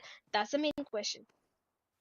Zarbaf from FS has really been on top of aggression today. I mean, he's all over the place when it comes to aggression, and over-aggression is something that definitely can be your demise, and that is something that Zarbaf definitely needs to understand. But again, nothing taken away from today's plays, because it is working out for him, but right now his position is a little too spread out thin from his teammates. If Magnus are able to bring in the same nade parade against the player Zarbaf, then Magnus are probably going to be able to hold down one position of the zone. As of now, we are left, of course, with 9 teams, and the zone is constricting once again, where FS have been able to push themselves and, of course, position themselves with the 3 players. And Zerbaf now is just holding on the angle, the flank angle that we saw him taking on shots against. Well, Magnus, and there we have it. Magnus's players are being hammered on upon, they are being damaged, and just like that, finisher faster go down to the name of Zerbaf, and Zerbaf is still not wanting to stop. Magnus' only player remaining is going to be Zen, because another player from the side has already fallen down. TUF holding on this angle for such a long time have finally delivered the blow against Quraysh Esports, and now TUF are also going to be open for battle as they jump in towards the zone. Certainly, they have to prioritize the circle. NFS Malik is a little far away, but he's going to regroup with his teammates as the Mom2 is dealing with Team BABLU, who have a little bit of the shack for themselves. One of the player has been taken down. They have to go for the race. They have to move inside the circle, and Team BABLU has already grabbed a lot of attention. Quantum Rage, they are looking for knocks onto the players of TUF as multiple players are falling down, and TUF Joker Sir is going to the last man standing as the confirmation are already coming in, and Senior is looking so very aggressive, but he has to revive his own fallen teammate as well, and Team FS is already closing in the distance towards the side of Quantum Rage. It is all upon his teammates Goku and Senior that can they stop the players of FS in their tracks, because right now they are in a very close proximity, and looks like Joker Sun's position has also been given away, but beautiful grenade comes in and takes down Zerbaf over there from Senior.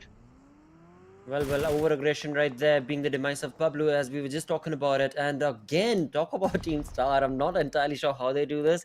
A 3-man army is definitely working out for them, at least on this map of Erangel, where they are in the top 5. And of course, they still have an opportunity to get this game as Sultana is still remaining. But it seems like his position has been also compromised, as North Esports' summon will be his end. And North Esports will move on ahead with quite a momentous play. Same is the case for Quantum Rage as well, with 9 elimination points, but only a 2-man squad. On the other front, for FS, they are down to just a 1-man army right now, as we have Malik on our screens. Of course, his majority priority is going to be able to give that revival. But at the same time, NES, this is their opening, this is their moment to be able to capitalize upon. But they perhaps are majorly focusing towards the zone itself and are trying to find out exactly where the players are. And FS's players are nowhere close to the zone. They need to get that revival done and then somehow make an entry into the zone wherein everything is kind of favoring against them, because North Esports, they've got the upper hill advantage in this fight.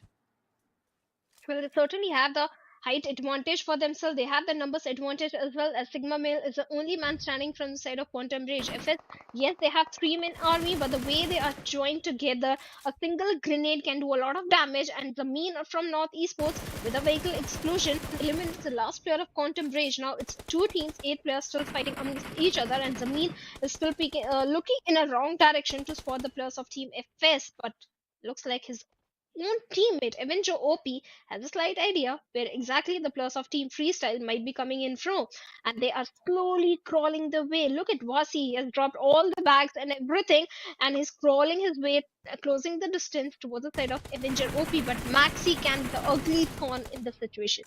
Absolutely, that definitely could be the case. That definitely could be a possibility and an opening, and that's exactly what the players of North Esports are capitalizing upon. Again, it is going to be a 4-man army from North Esports that is from the uphill, trying to, of course, bring in as much damage and sprays as they possibly can. But the vegetation, it is just shielding the players of FS. I wonder for how long, though. Wonder for how long. Now, at the same time, FS is making moves, but North Esports, they're just holding their ground, and that in turn has brought in Maxi's flank angle going on against him, and the nade parade being showcased from the side of FS are now going to slowly bring in a lot of hurt or trouble towards the players of North Esports. North Esports, they could, if only they would have had, should have definitely utilized those utilities, but sadly they are out of that, and that in turn is favoring FS. Now FS, they are utilizing those nade parades that they have, and the Molotov is also, the smoke wall is also keeping their position safe. But now North Esports' players, they have been able to bring down Malik. It is going to be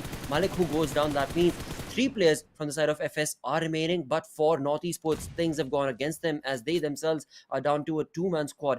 And well, correction right there, it is a 2v2 situation between these 2 teams, as Zerbaf goes for that flank towards the right. Well, definitely, but Zabak also needs to heal up really fast. He needs those 100 HPs. But Avenger OP finds a knock onto Zarbaf and gets a confirmation on Zarbaf and Vasi as well. That means the last man, Mom too. What can I do in this situation? All he is trying to do is lob grenades in the side of Roshan, who is going for the rescue mission onto his fallen comrade. But Avenger OP is still crawling, and Mom too, he has nothing, only two bandages, no smoke, no grenades, nothing, no utilities at all. Even his level 2 vest has taken a little bit of the damage. All he has to do or work around with is an ACAM with 40 bullets in it, and Mom 2 bits bye bye as Avenger OP takes him down, and North Esports get winner chicken dinner for themselves in the third map of Erangel. What a perfect game for NES right here. I mean, 13 elimination game, along with, of course, Chicken pushing them in the overall 12th ranking. That is what we were talking about in the pre-game segment as well, that there is definitely a possibility for the teams that are under the 12 and towards the 18th position where we saw I8. There is a possibility if they keep on playing good games, they can jump into the top 12. But right now, FS, they also had a really good game. They also had a lot of elimination points. So both of them, I will say a perfect game is what it was showcased from both of these teams. But in the end, of course, it was North Esports with the numbers advantage, the hill advantage that favored them for the chicken dinner. Well, certainly North Esports, they played their cards right and they are being rewarded by victory in this particular wrangle. But the other teams, like you also mentioned, Freestyle played it to perfection, getting the elimination point, but they were taken down pretty early, but not so early. They have good placement points as well. But other teams like Team BABLU being a little over aggressive in few of the situation. True. But we'll discuss all of this, Lakshay, after a short little break. You guys stay tuned. We'll be right back.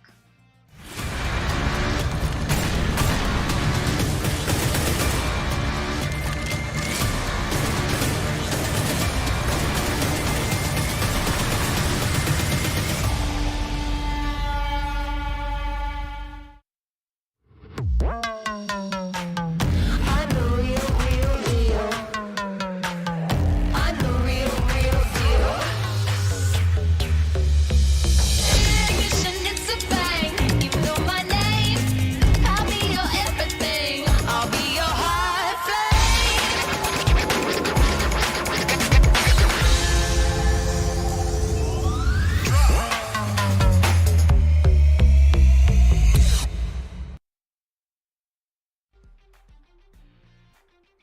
Hello and welcome to PMPL right here in the Pakistan region, where of course things continue on fourth in week 3's day number 4. We just got finished with the third game of the day on Erangel, and what an incredible, once again, a perfect finish for so many teams, and over aggression being showcased from a few teams also sadly not allowing them to walk away with a chicken dinner. But definitely the momentum was there, and of course I'm talking about Zarbaf and his team. But right now, talking about the team that walked away with a chicken dinner, it is going to be North Esports, and the MVP is going to be none other than Roshan with 6 eliminations and 692 damage done from him.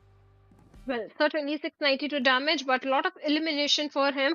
In fact, he was taking a bit of damage as well, as 189 healings have been done in this particular game. But yes, the numbers advantage worked in the favor of North Esports. The way the IGL is leading the team is impressing everyone. But along with Roshan, it is going to be senior from the side of contenders that becomes the player to focus on, and along with that, Zarbaf, the last man standing. Not the last man, it was Mom to the last man, but Zarbaf was also trying to do a lot. Avenger OP from the side of North Esports with 3 elimination, and Zameen also from the side of North Esports with 3 eliminations. Absolutely. Along with that, let's have a look at the match ranking from this game and find out. We know who got the chicken dinner, but after that, as we pushed through, Quantum Rage were walking up with a lot of points as well, and that's the reason why they're sitting on the second position with, of course, 9 eliminations that they were able to get. After that comes in Freestyle, who finished in second, but of course, based on the number of eliminations that are lower, they are going to be sitting on the third. But 2F also a good game for them, a decent game, in fact a decent outing for them. But look at Magnus right there, only 1 placement point Saturday, but 7 eliminations, thus sitting on the 6th position. Well, certainly they were being so very aggressive. That's why 7 elimination. But the rotation they were making, so many teams were present in the close proximity that it became a little difficult or became challenging to move inside the safety of the circle. That's where Magnus was taken down. But Team Star also, despite not dropping in towards Siverny, this time they have fared off better than the previous time. 8 points True. already to their name.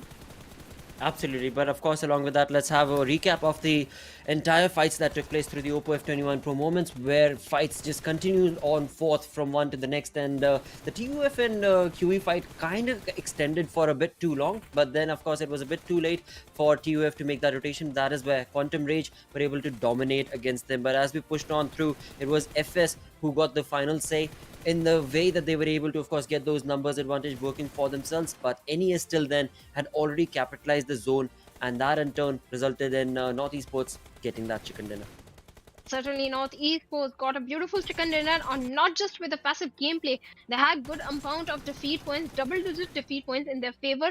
That means North Esports. No, in fact, North Esports has been impressing everyone with the performance. So many multiple times they had showcased good performance, not just in Erangel, in Miramar as well, but this time in the damage graph we can see North Esports, Freestyle, Quantum Rage, TUF, Magnus, Regicide. They were dishing out so much damage out there. Absolutely, and again at the same point, we also have teams that did not get a decent amount of elimination points, but were a part of so many fights. I mean, we saw that left, right, and center. So many teams were taking on shots against each other, but in turn, if you're not able to convert that into elimination points, then sadly it does not really favor you, and that's exactly what happened with so many of them sitting on that zero.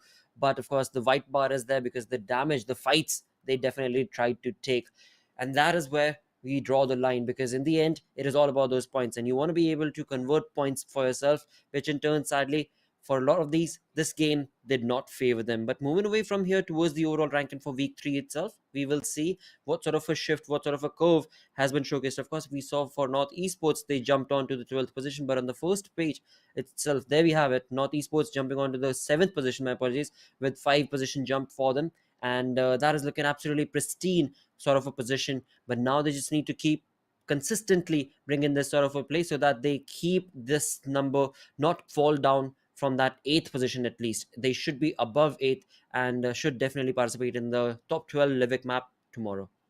Certainly, North Esports, like you mentioned, they have taken a jump of 5 points, and they need to be in the top 8. That is exactly where they are, but they also need to be pretty consistent. But talking about the consistency, this time Team BABLU and Team Triple Esports, they have taken a downfall of 2 points and now are placed on the 9th and the 10th spot. But nothing to complain, still in the safe middle spot. They are in the overall ranking, but the team that are still in the bottom are TmW, Faulty Devils, I8 Esports, Metershot Sky. But TmW this time, no, it was Faulty Devils. I'm sorry, Faulty Devils this time they got a good amount of elimination points in their favor, but placement points is something they really need to work on. 41 elimination, but only 11 placement points. Absolutely not the kind of play that you want to be able to make, but you still have a decent amount of games remaining, of course, and that is what the teams should be able to focus on. Should be the main priority, in fact, that the teams should be focusing on. But along with that, let's continue along with our show. Let's move on to the schedule, where now we jump towards the 4th game of the day, which is going to be on Erangel once again. But this time around, we do not have Group B. That means Quraysh Esports, TUF, H2E, as well as TMW Esports are the teams that will be sitting out. Well, certainly, they will be sitting out. Other group that is joining right now is going to be I8 Metershot Sky, R3D, and Triple Esports. And this is Erangel. All the southern teams, the teams that tried dropping towards the southern side, are again back in the action. So things are going to be a bit interesting. Now the southern island is not so unoccupied. So Quraysh Esports, yeah, that was a smart move from them to go towards the side of No Reply. But now No Reply again might belong to Metershot Sky. Absolutely, but let's see if that'll be a thing that they will work towards, or maybe because they know that well, now the military island is occupied, we are not going to even try our luck over there. But what we do need to try our luck on again, Shadow, is going to be the prediction factor, and that is a tough task, I know, but it needs to be answered. And what team on this upcoming Erangel do you want to say should walk away with a chicken dinner, or you think will walk away with a chicken dinner? I8, the way they are playing, trying to pick themselves, yes, Magnus can give them a tough competition because Magnus is also trying to do so, but I think I'll go with I8 now. All right, I8 is definitely a good pick. Most certainly should be the one that should capitalize because of the way that they were able to play, at least in the starting of the day, right? And then after all, that is what we know I8 as. For me, I would love to actually have Quantum Rage pick up a chicken dinner for themselves, but I know that this upcoming game, it is going to be tough. So I'm going to go with Freestyle. Well, definitely. Freestyle, they missed it this time, and the way Freestyle has improved their gameplay. Even in Miramar, also Freestyle was the team that eliminated entirely Exactly. I8 Esports. So yeah, Freestyle, they have the momentum, they have the capability, so this game might be strong to Freestyle as well. I would definitely love to see that happen, because after all, as you perfectly mentioned, that's exactly what I'm going on as well. That Freestyle was one of those teams that eliminated I8. On the same front, I mean, Quantum Rage is another team that eliminated Magnus Esports also. So yeah, it is now in week 3 again, the storylines are so convoluted that it becomes very tricky to be able to say that this particular team is going to be the one walking away with the chicken dinner.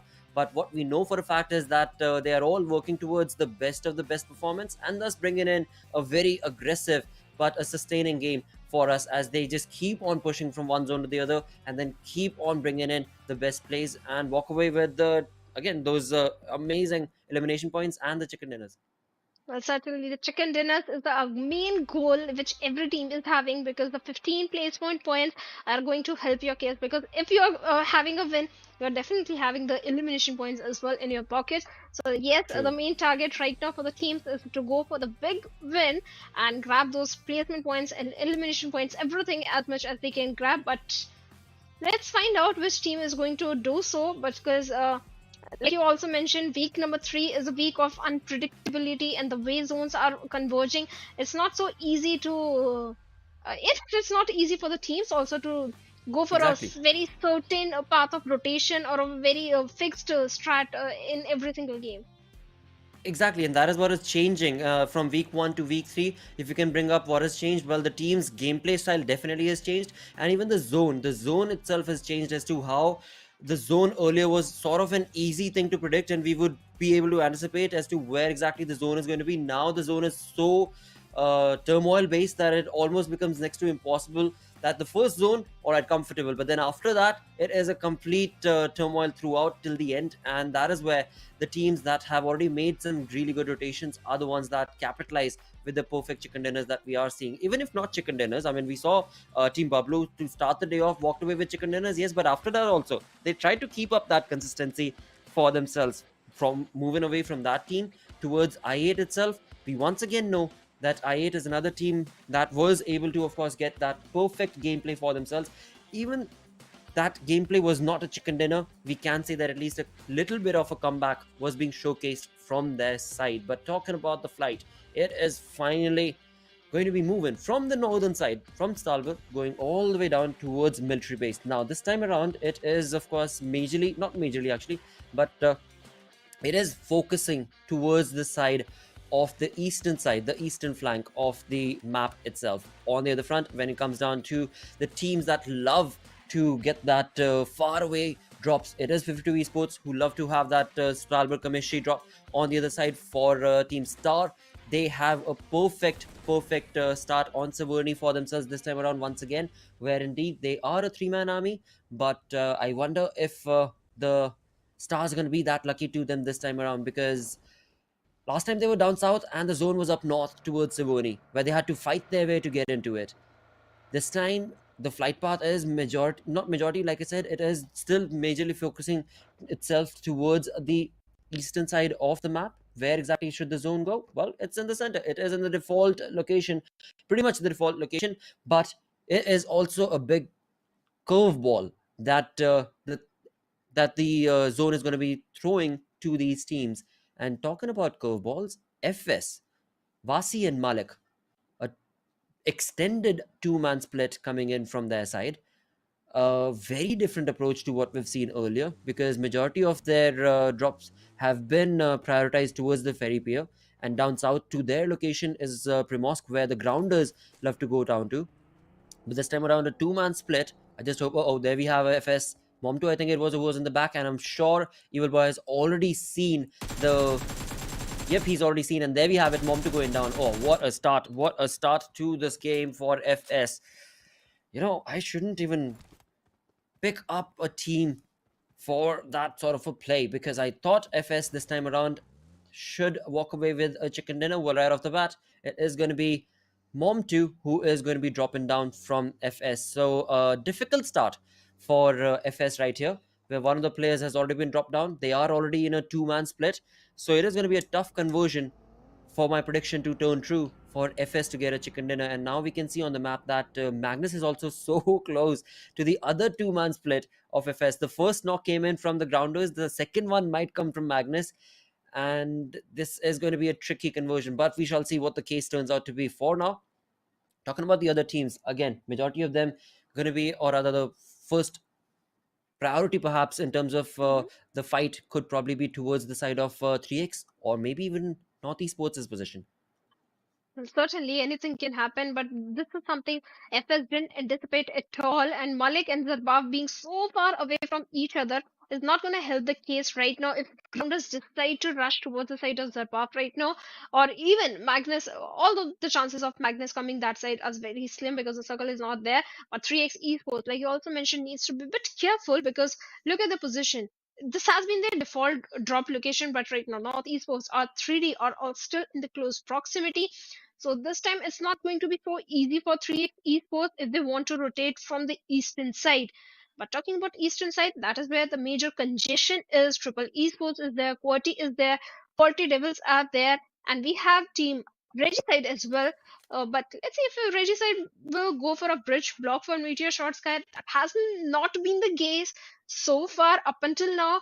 But see if any of the team, maybe Faulty Devils, can go for it as well because Meteorshot Sky, one thing is for sure, they always go for a late rotation, and bridge camp in this situation will be maybe will work in the favor of the opponent team and will reward them with few defeat points, or maybe Meteorshot Sky will come on the top and they will be rewarded by 4 defeat points for themselves. But one team that has always been on point on the rotation is 52 Esports. Let's see which path they are going to opt, because right now they are in Kamishki. Exactly, far, far away from the zone. Too far away, in fact. But somehow they're still able to get themselves into the center.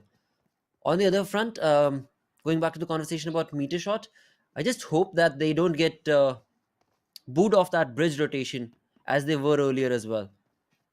Now, that is something that Metershot ought to be a little bit more careful of, because they again and again go towards Nova Rupnoy, and we've seen that happen from against them. But we'll wait for that. We'll wait for that because right now we do have Regicide right around in that bridge camp vicinity. Right behind them towards Milta Power is going to be TFT's players as well. But getting into the center, Magnus, very perfect location for them. But 3x's player is getting so very close to Magnus and approaching Pochinki with none of his teammates. So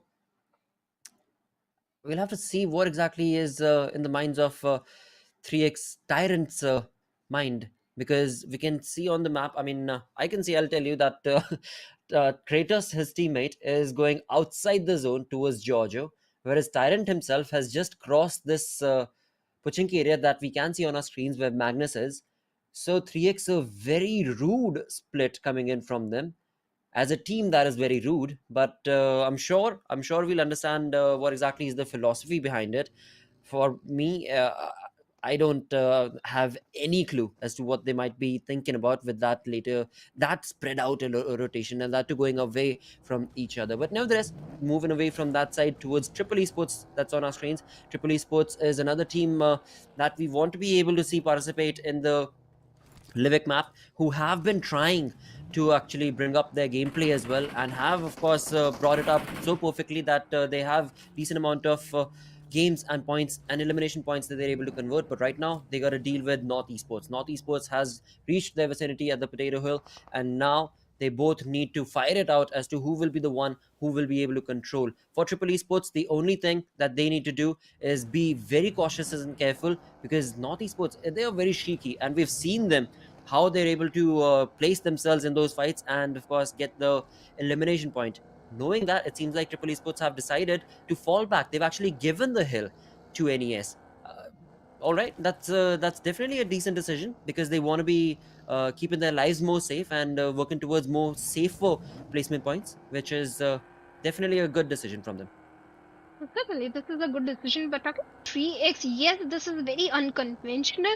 The split they are having, but in Pakistan region, whenever we have witnessed something unorthodox or unconventional, which looks like it's not the style to play the battle royale game in a competitive lobby, every single time that has worked in the favor of team. We did witness a huge separation in Team BABLU in maps of Sanhok, 2 players in Painan, 2 players in Shami, but that worked in the favor. They got the big win. Even in the map of Erangel, we have seen a kind of a split that don't usually work for the team. But right now, whatever 3x was doing, it is working in their favors because they have scouted the area, they have a little bit of the information, and they've regrouped with each other as well. But I'm not very sure that 3x can survive for very long because look at the amount of congestion on the eastern front, the amount of teams rotating from the eastern side. In this situation, 3x, well, will they be able to defend? That's the main thing I want to see.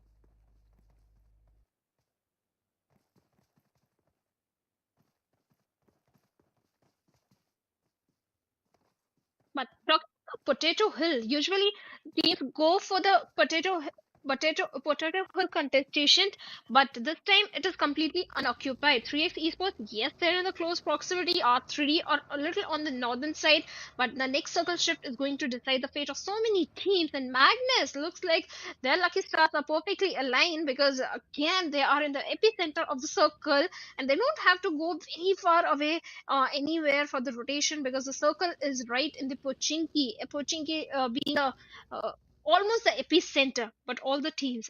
I wonder what's going to happen on the eastern side, but because right now, QWERTY, they are owning things on the plus of Triple Esports and Gravity with a grenade, looking to find a connection or opening, and his own teammate Walter from far off angle is going to find a knock onto Hunter, and Hunter in this particular very compound is all by himself. That means no revival, no rescue, and he's already been defeated. That means one defeat point in the pockets of Team QWERTY, now Triple Esports. They are surviving as a three-man squad, and that's not the position to pick up fight. But let's see if they want to do so or not. As True. from the middle of quantum range, Triple Esports, look at the guts of Team Star, the way they are rotating. They're in a split situation, and for now they are safe as well. But now the 2 players who are having a little bit of trouble with each other is going to be Ashad and Noki on Team Faulty Devils Mnet as well. Oh, well, well, well. The wall is the only thing separating them, but not for long, as of course the jump shots are going to be coming in, and Regicide are going to be able to dominate. And of course, one of their teammates was already down, and now, well, well, a tricky fight that of course Regicide thought they had already won is going to be that much more ridiculous because from the other side, they need to be careful of the flanks that are coming in from TFT as well, from far away distance, and that in turn is what is resulting in Regicide not being able to confirm the elimination points for themselves, and TFT are already going for that flank angle from that far away northern side that we can clearly see, for which of course Regicide is definitely trying to push their luck to get those points for themselves. On the other front, we have Triple Esports taking shots against R3D. Now Regicide, they're on the run, they're on the move. They could not let the bait go get out. They cannot let the bait walk out because they've got points that they want to be able to work towards. They've got the aggression that they want to be able to control and of course convert. But it seems like perhaps it is going to for now be allowed as TFD. They make a run for it, and they've already lost 2 of their players, of course. But for how long are they going to be able to run against Regicide? Now, Regicide, they best be careful. They're out in the open. They are getting a little greedy. And Nocto, if he's not careful, of course, he's got that smoke already created, but through the smoke already he's being shot at. So yes, getting that greedy, there will be a third party. Thankfully, they're going to be easily able to get out of this mess to survive for a little bit longer and perhaps work towards another fight and a better fight, perhaps. But right now, talking about the zone itself, in the center, we have Magnus, very comfortable. We saw Triple Esports taking shots against R3D. Again, they are in the center. So these are the 3 teams that definitely are looking like in a good contestation at Pochinki. And we already saw that Magnus had a really good hold of Pochinki. But Pochinki is a pretty big area. And there are all 16 teams surviving. 56 players, yes, but all 16 teams surviving. So this is going to be a tricky position for... Did you just see what I saw, Shadow? Yeah, he was stuck. He had no other choice. This has Okay. happened with everyone of us, right? little bit of the Oh. glitches.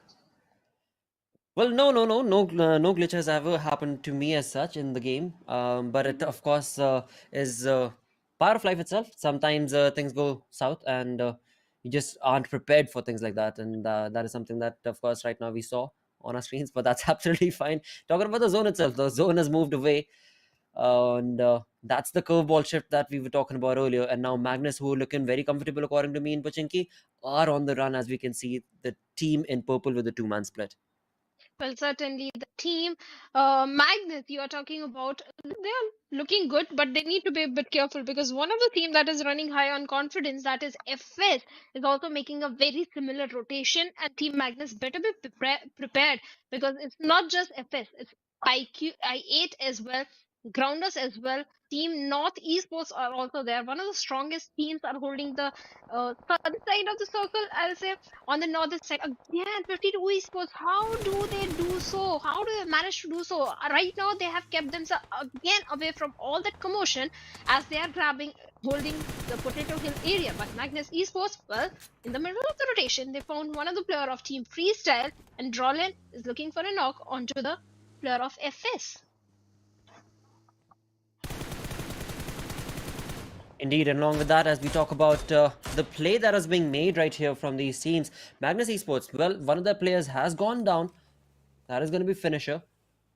But the revival should be right around the corner. Two-man split that they were trying has worked out as they have entered the zone. But from the rear, from behind, it is going to be I8. And talking about 52 Esports, well, they've got the best seat in the theater right now because they're on the Potato Hill. They've got all the information, but they don't need to worry about any of it because any team that is going to approach them, they will be able to see from far away, and they can very well chisel that threat away. But for now, talking about Magnus Esports itself, the rotation has been made and now they're on the move.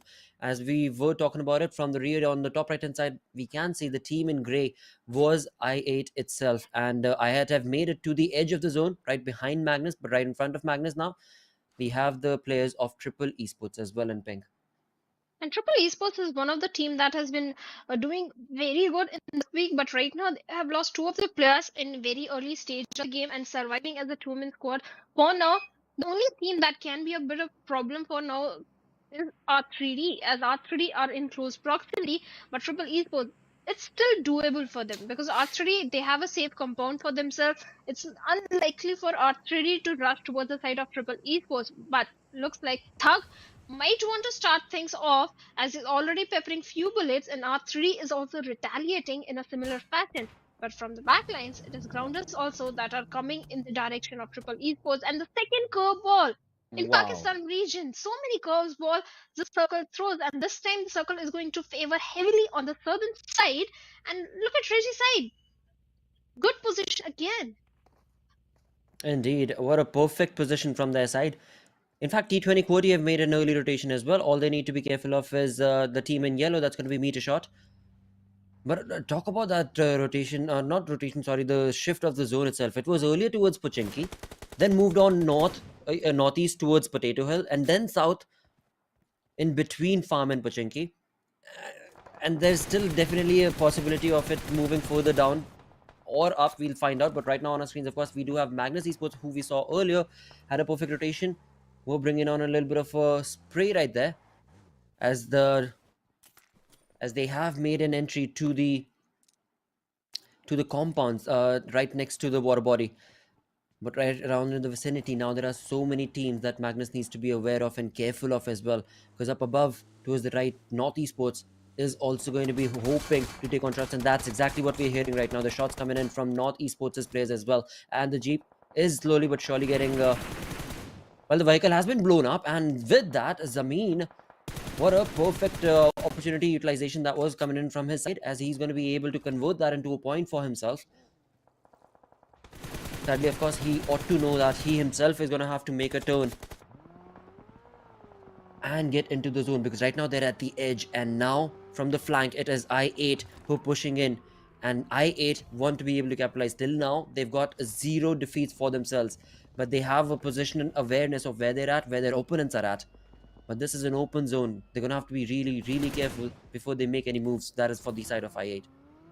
Looks like I8 either will contest North Esports or 3x Esports, but right now North Esports is where they are heading, and Uzum is taking a lot of shots from the side of the plus of North Esports, but now he takes a hefty damage the moment he jumps out of the vehicle, and he has been taken down. That means Blade will be the one to provide a perfect cover fire required as he finds a trade onto Maxi of North Esports. Now is the moment when I8 should be looking for the revival onto the fallen comrade, but no, they are prioritizing the fight as IQ is already closing in the distance towards the mean over there, and with that UAV 45, and no, it is going to be the grenade of Blade over there that takes Zameen.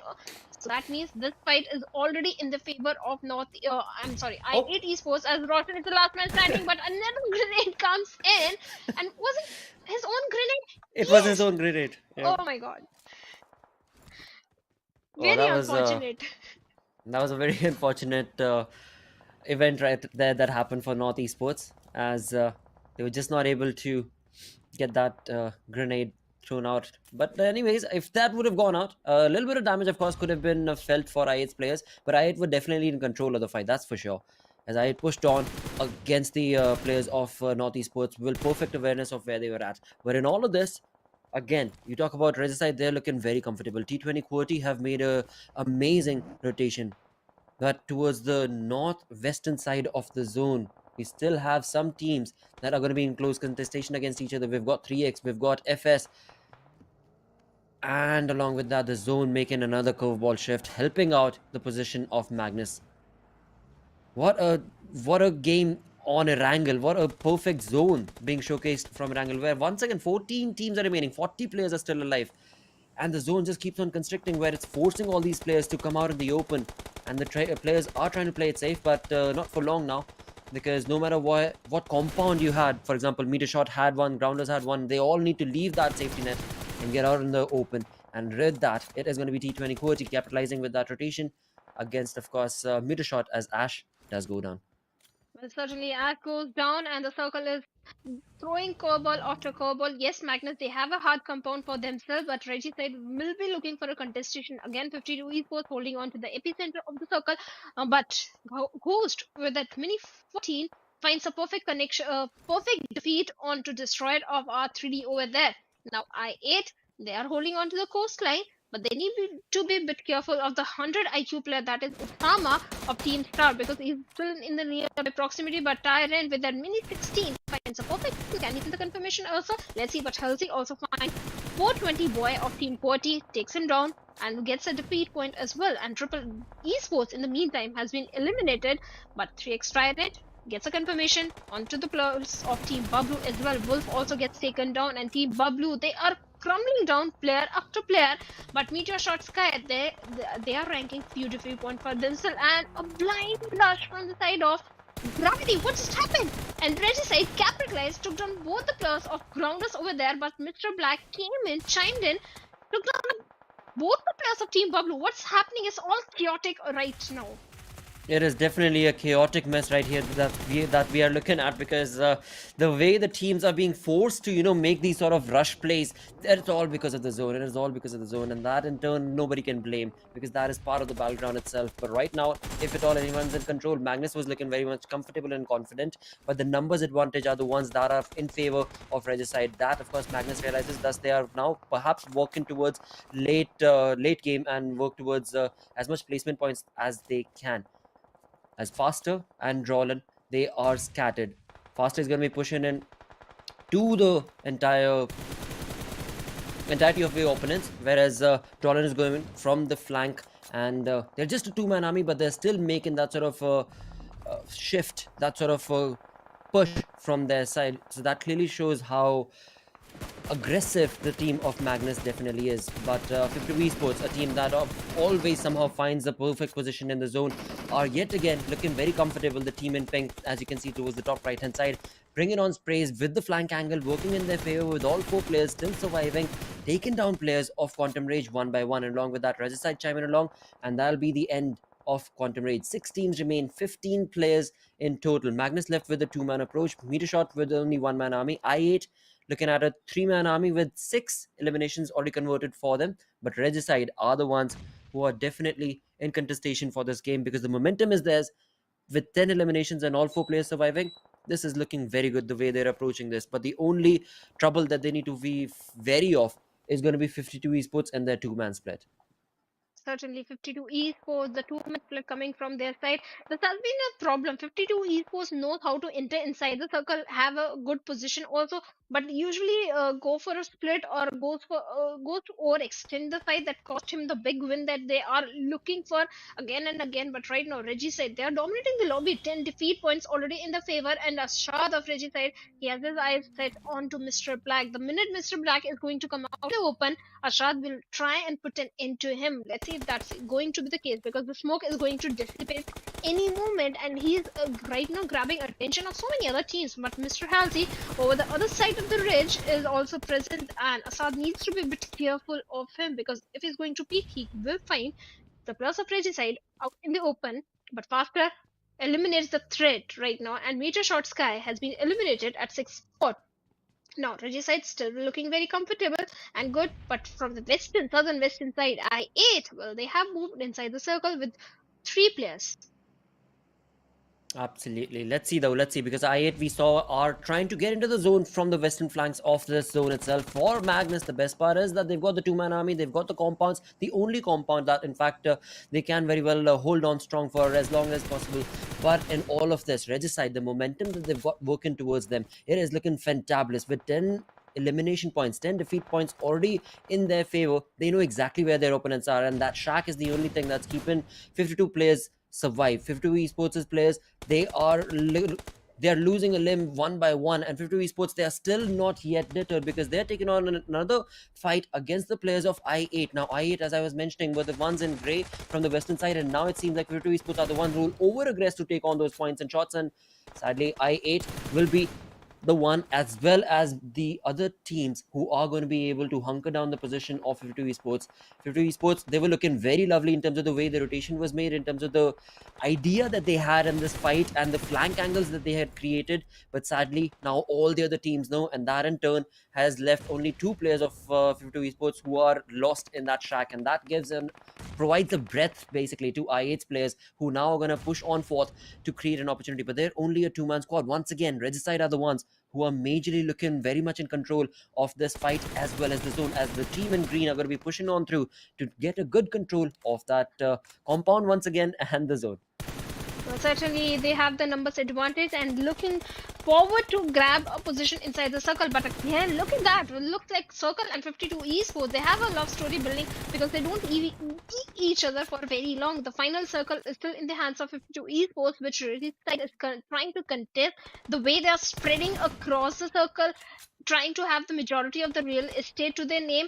Things are looking in their favor. Magnus can be the team that can create some trouble for the players of Regicide as I8. Well, from the northern side, they are trying to move inside the circle, and that can be a deadly thing for the players of 52, as they can become the patty in the sandwich in this case, as Nocto from one side is already dishing out a lot of damage through the grenades onto Mojo, and Jojo, he's crawling out to that little stack, and from the back side, it was Noki. I thought it was Blade. No, it was Noki who takes Jojo down.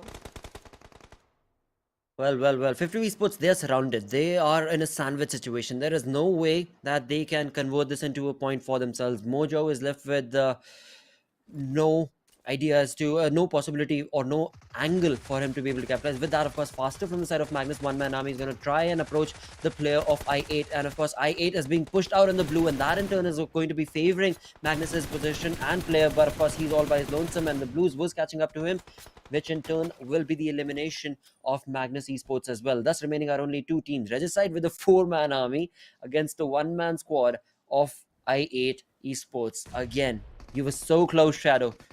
You were so close. But it seems like this time, this has worked out in a perfect engulfing story, as we do have Regicide getting that perfect chicken dinner. I8 got that very close, but it is going to be none other than Regicide who got that game for themselves, as you were saying. Certainly, I have been so close to getting my predictions correct so many times, multiple times in fact, and this time again I ate. Well, I'm very sure they are not blaming me for this. because they were so very close. Everything was working for them. Magnus was picking fight with the players of Regicide, but yes, Regicide, they had the numbers advantage. They were dominating. They was being so aggressive, being the slayer out there from the very start of the game. Look at the amount of defeat points, having more than 10 defeat points already in the pockets of Regicide. That means it was True. not the zone or the passive gameplay that worked in their favor. No, they earned it. They earned that big win for themselves, and they finally got it itself. Absolutely. With that, of course, we'll go on that short little break, after which, of course, we'll be back again with a lot more to talk about from this game, as well as one final game that still does remain on the map of Sanhok. Stick around.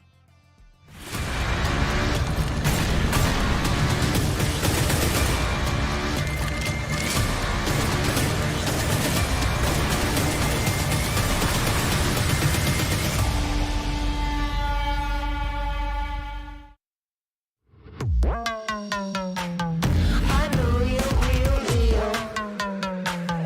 I'm the real, real deal.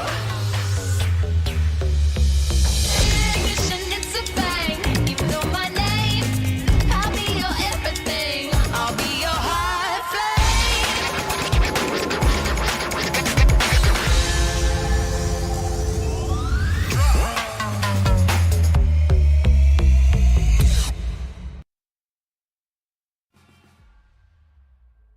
Hello and welcome to PMPL right here, of course, in Pakistan region, where we continue on fourth with the second last day of week 3, which is a very critical one, a very crucial one. Why? Because tomorrow is the final day. If teams are still not going to be able to perform, then the top 16, they will not be able to participate in, which means they will not be a part of the grand final. But we'll talk more about that, of course, because right now, more so is the conversation that just took place on Erangel, where I8, they tried their level best, they dominated, but Regicide, the rotations that they made, 52 Esports, the positioning that they had, it was so brutally close right there. Well, certainly, in every single day, Regicide make sure that they get at least one win. I think, barring week number 1, they're getting a win every single time. True. Yeah, day 1. I'm sorry, day number 1 they didn't get any Right. win. Day number 2, day number 3 they got a win. Day number 4 already a win in their pockets. Yeah, Regicide, they are already looking good. They are sitting on the tippity top of the overall ranking of this week, and no one is going to touch them. But talking about the MVP, this time it is going to be Vaz from the side of Regicide.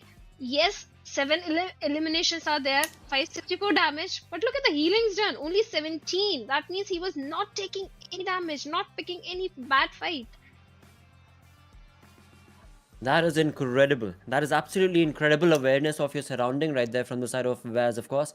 Because, like you said, only 17 healing done. That means only boosts were taken, right? Not even first aid, not first aid, not even band-aid, my apologies, is what I meant. But moving away from that topic to, of course, the other players to focus, we do have I8's Blade right there with 6 finishes of his own, followed on along with Regicide's Knock Knock with 3, but 756 damage. Same number of eliminations is going to be for Faster from Magnus 3, but 764 damage, followed along with the final teammate of Knock Knock is going to be Nocto with 4 eliminations of his own. Well, certainly, but on the rankings, we have Regicide on the top with 30 points on this particular game. I8 on the second with 20 points for them. And 52 Esports, again, the way the team is placing themselves inside the circle is so very impressive that I'm very sure if they qualify and move in the finals, 52 Esports, in terms of the placement points, they're going to give a very tough competition to so many teams. This time also 14 points to them, Magnus. Yes, good performance coming from their side. 13 points to Magnus Esports. Grounder also faring off really well. But Faulty Devils, FS, Triple Esports, Team Star, they are struggling. They were struggling in this game. Exactly, they were. They definitely were. Were not looking good, that's for sure.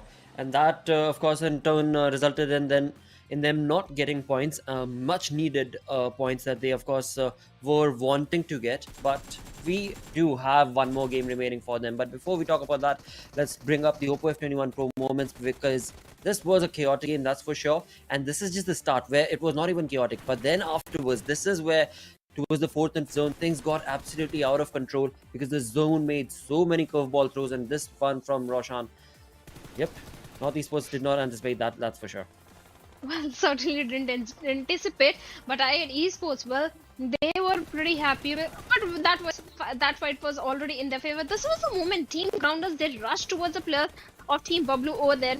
from the backlines, Team Gravity, Team Quati did a third party, and Mr. Black survived as the only man, and he eliminated both the players of Team BABLU. I didn't understand what was just happening over there, but yes, Magnus Esports, well, they took down one of the player of Team I8, and Blade was the only man standing, and 1v4 was way too much even for Blade. But in the damage graph, again, we have Reggie's side on the top with 2366 damage that has been dished out. Wow, that is almost 1,000 plus. Then, of course, the second team that is in the damage draft, that is going to be I8 right there with 1454 damage of their own.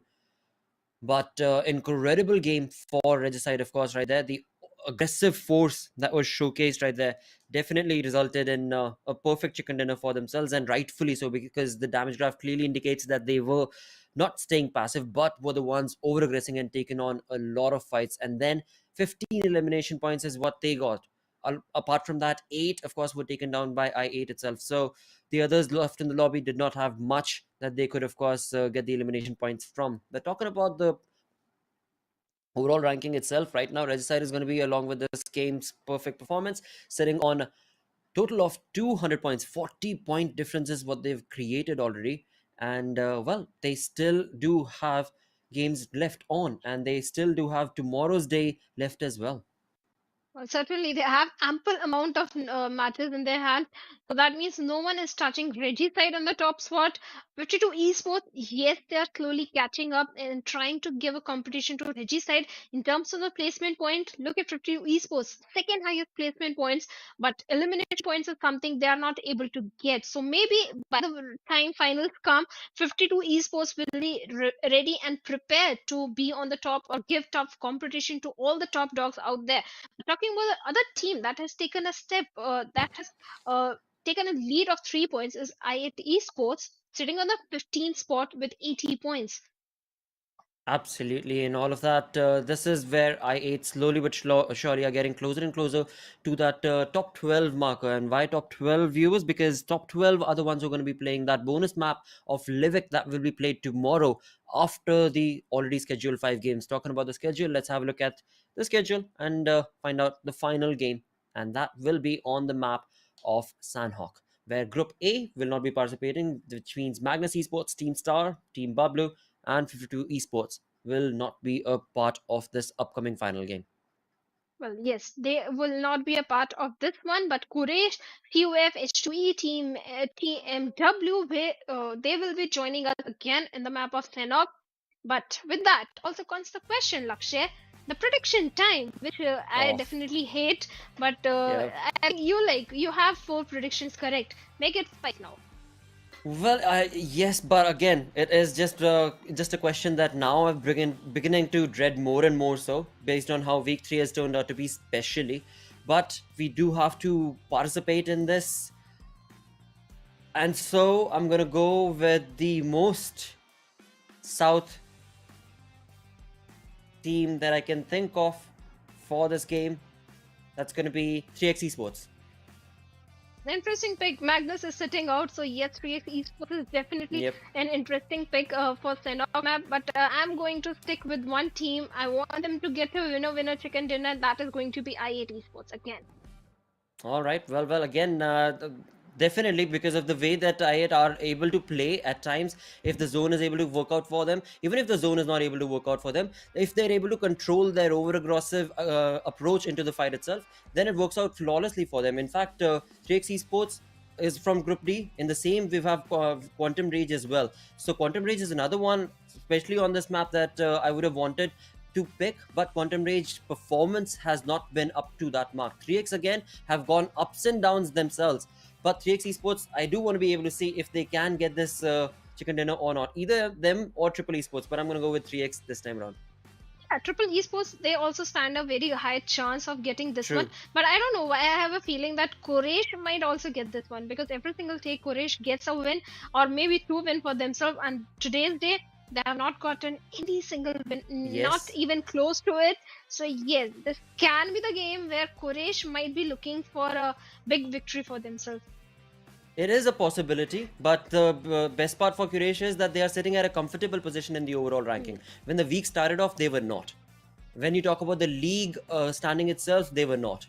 And that is why it made that much more critical for them to start the week off with a perfect day itself, which they did so perfectly in week 3.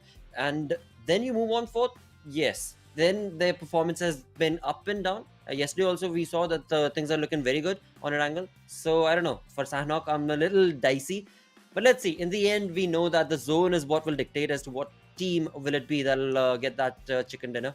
And so it's all up in the air, but this is what of course we would like to see, which team we would like to see, as we think would will walk away with that chicken dinner.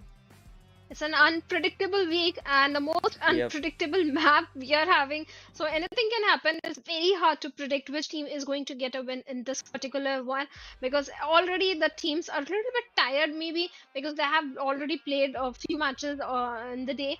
So yes, but also it is the Pakistan region. It's Sanhok. They want the elimination points, and every single time when it comes down to Sanhok, teams are going for this aggressive gameplay, and which team will come out on the top, only time will tell. But talking about the flight path, it is heavily favoring the western side.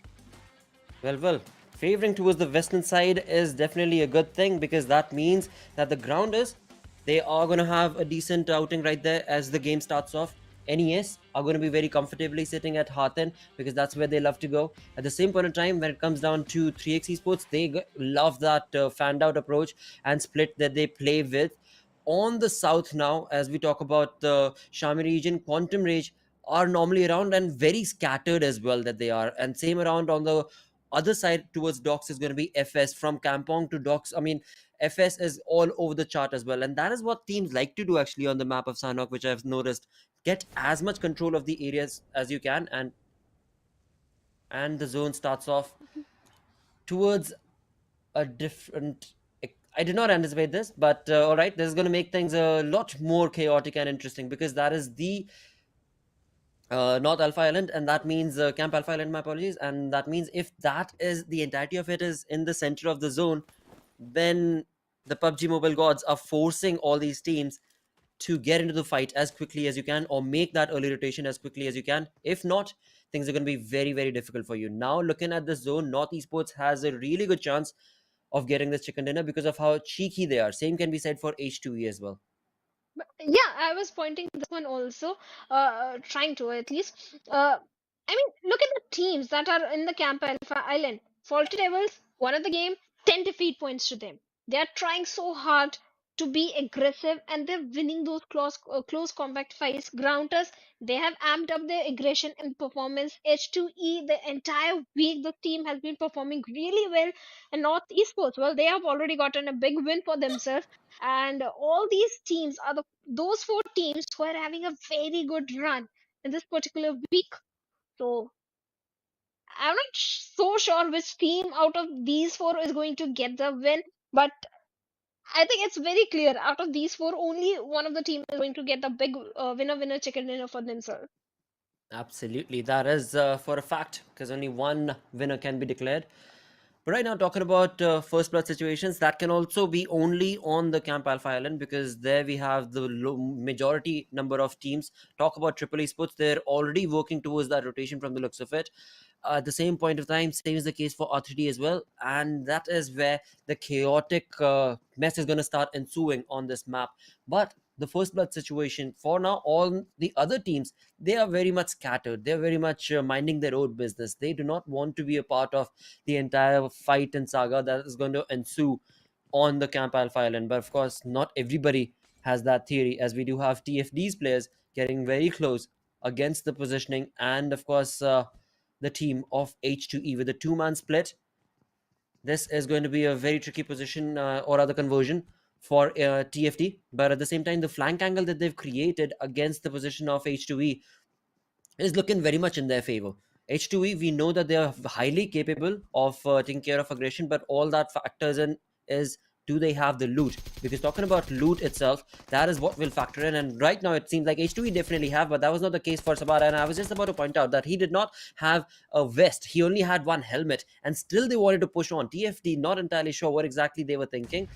And of course H2E Tarzan, they're going to be pushing on and trying to just get all of that elimination point that they can. Now both sides have taken knocks for themselves, but of course it is H2E who are the ones who are in control of this fight. And just like that, the flank being created, it seems like in the first 5 minutes of the game itself, we are looking at probably the first team to get eliminated, and that very well could be TFD, because it all boils down to Ahmed, who's already on the run from this entire mountain. Certainly, but Triple Esports, look at that. They heard the commotion, they smell the blood, and they are doing the third party and H2E. Well, Dread has already been taken down as Psycho finds a confirmation. All the glory and the thunder is being stolen by Triple Esports right now, and H2E, they are outnumbered. This is a blessing in disguise. So the bleeding player of TFD, as Emmett has the time and opportunity to go for the raise and the revival, and Triple Esports, one defeat point, but Tarzan is going to retaliate, takes down one of the player of TFD. That means 40 Devils, their misery is not going to end, as Tarzan gets a confirmation as well. And 40 Devils, not an easy escape. That boy is the last man standing, and Triple Esports, they are already trying to go more aggressive towards the side of H2E. Well, they definitely are, and this was bound to happen because it's such a small island and teams are making early rotations in week 3, and that in turn, of course, we do have Triple Esports now chiming in, participating. Along with that, they get the loot crate as well. I mean, this is just, yeah, this is going to be a very quick Sanhok from the looks of it, because now H2E ought to be the ones who need to be a little worried, because it is Triple Esports who do have a perfect level 3 kit, and alongside that, we'll have to see what sort of an approach will Triple Esports do against a 3-man army of H2E, because one of their players has already been lost, as of course we do have Thug right now, bringing that nade and cooking that perfectly to absolutely, he knew exactly where the player might be, and now H2E have decided that, yep, we're going to be falling back from this, but where exactly are you going to go? This island is where the zone is. This is exactly where they're going to have to stick around, and it seems like this hill is going to be in favor of Triple Esports. But in the backlines, we did see NES is also going to be making their presence felt in just a little bit while, because they are making that rotation from Hutton as well.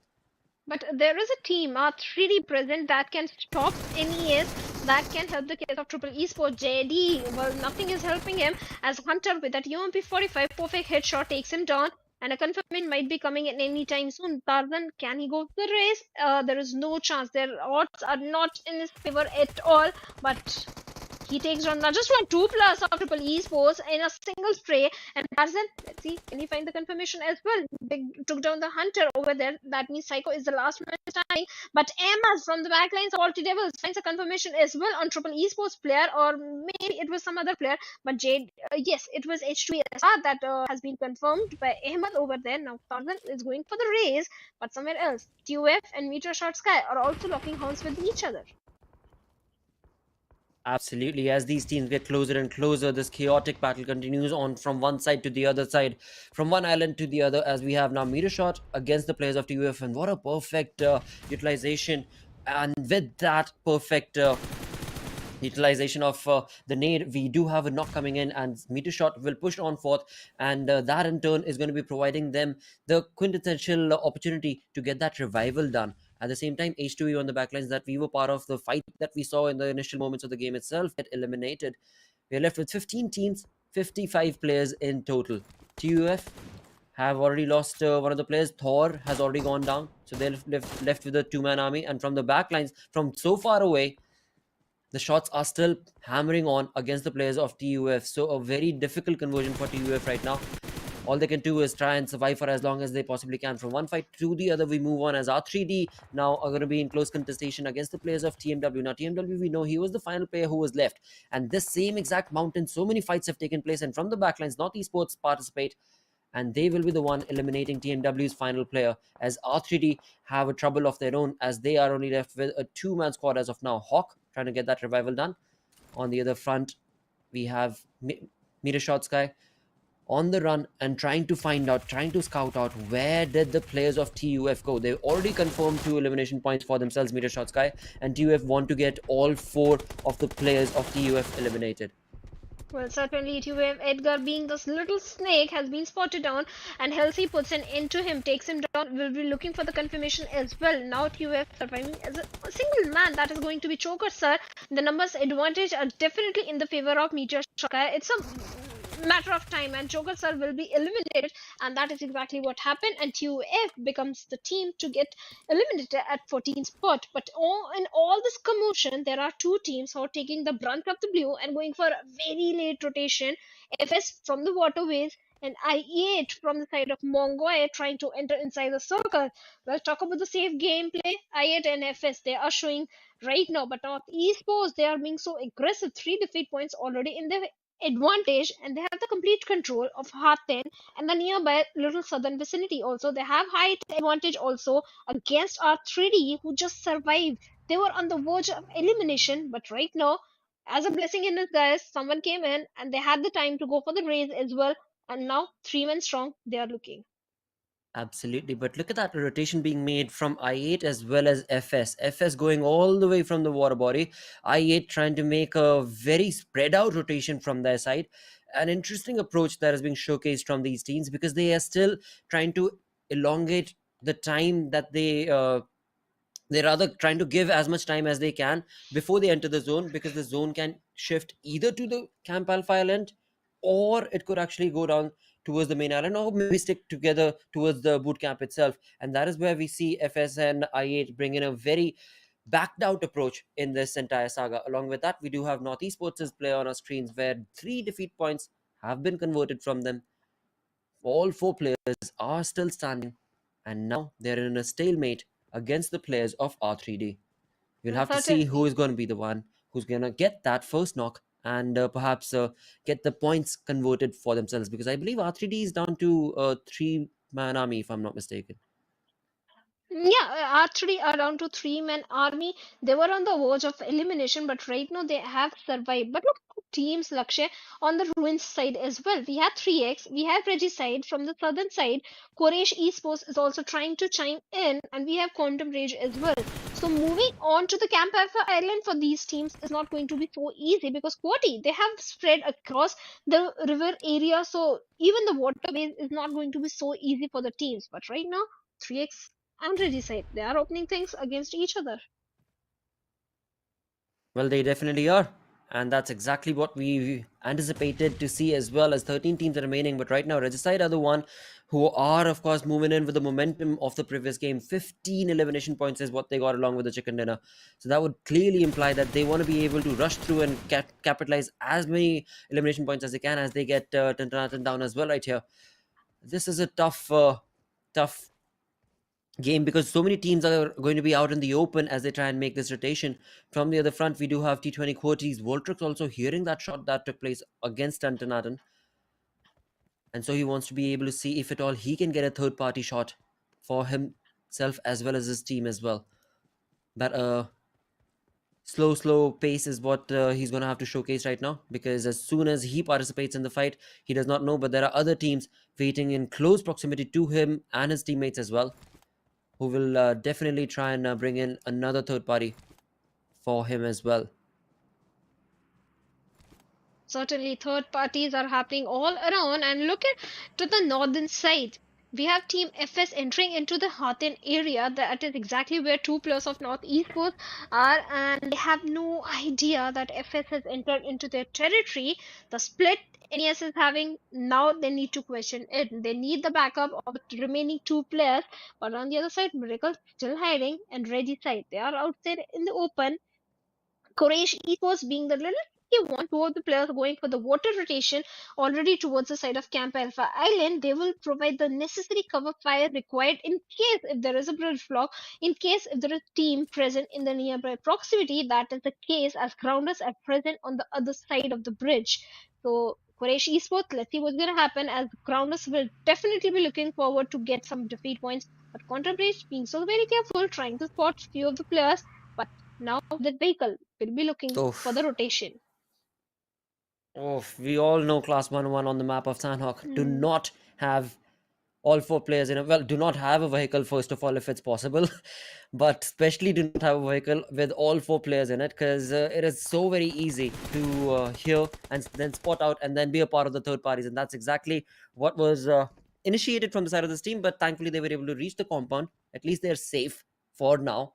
But right around them in the compound next to them is going to be the team of T20 Quoty as well, for which again they are being punished a little bit. We can see the players of Quantum Rage getting a little bit of damage as from the far away distance, it is T20's Voltrux, T20 Core 3 Voltrux, who is bringing in a lot of shots. But let's see how exactly is this going to pan out. Now the stalemate situation begins, and along with that, the zone makes a curveball shift, and now we know for a fact it is a Camp Alpha Island. It has majorly moved towards the Camp Alpha Island, and in that island, on that island, we have those high rocky hills. And the ones who are going to be on top of that rocky hills are the ones who are definitely going to be in control of the late game segments, perhaps if the zone does not throw very curveballs. And for now, it's going to be Triple Esports who are looking very comfortable in that position. Well, they have the height advantage, but look at that. Ahmad from the side of Faulty Devils, he has survived up until now in all that commotion where all those fights are happening, and it still has managed to keep himself away from the plus of Triple Esports. Triple Esports has no idea that Ahmad is in the close proximity. So let's see, Ahmad can be the ugly thorn or can be the game changer for some of one of the other team. But yes, Quantum Rage, well, they're taking some very heavy risk over there, but yes, the rotation that needs to be made, 3x can try and stop them, because if they're looking for rotation from the bridge area, Regicide is there, 3 is there, it's not going to be so easy. Even Quati can also do a third party, but right now Quati, they have managed to keep them away from all the commotion, going for the waterways rotation, a perfect decision from their side. But now the esports, let's see what's gonna happen. And what's happening? Quantum Rays, they're walking in the territory of 3x. Oh wow, what an entry right there from Tantanatan, as he was able to quickly spray down Tyrant. And of course, it seems like Quantum Rage were working towards a late rotation, and now they seem to be in the compounds of 3x. Now 3x themselves were outside the compound. They seem to be wanting to make a rotation out towards the zone itself, and now they were not ready. They were not prepared for this. Miracle, we have seen Mary and Miracle, the kind of duo that they are both. But will this be enough? Because they are being bombarded from all different directions. And as of course, for now, Quantum Rage are the ones who are going to be absolutely easily decimating the players of 3x. As like I said, 3x was just not ready. Mary, the player, along with Kratos, is going to try his best to be able to bring up his player, give that revival.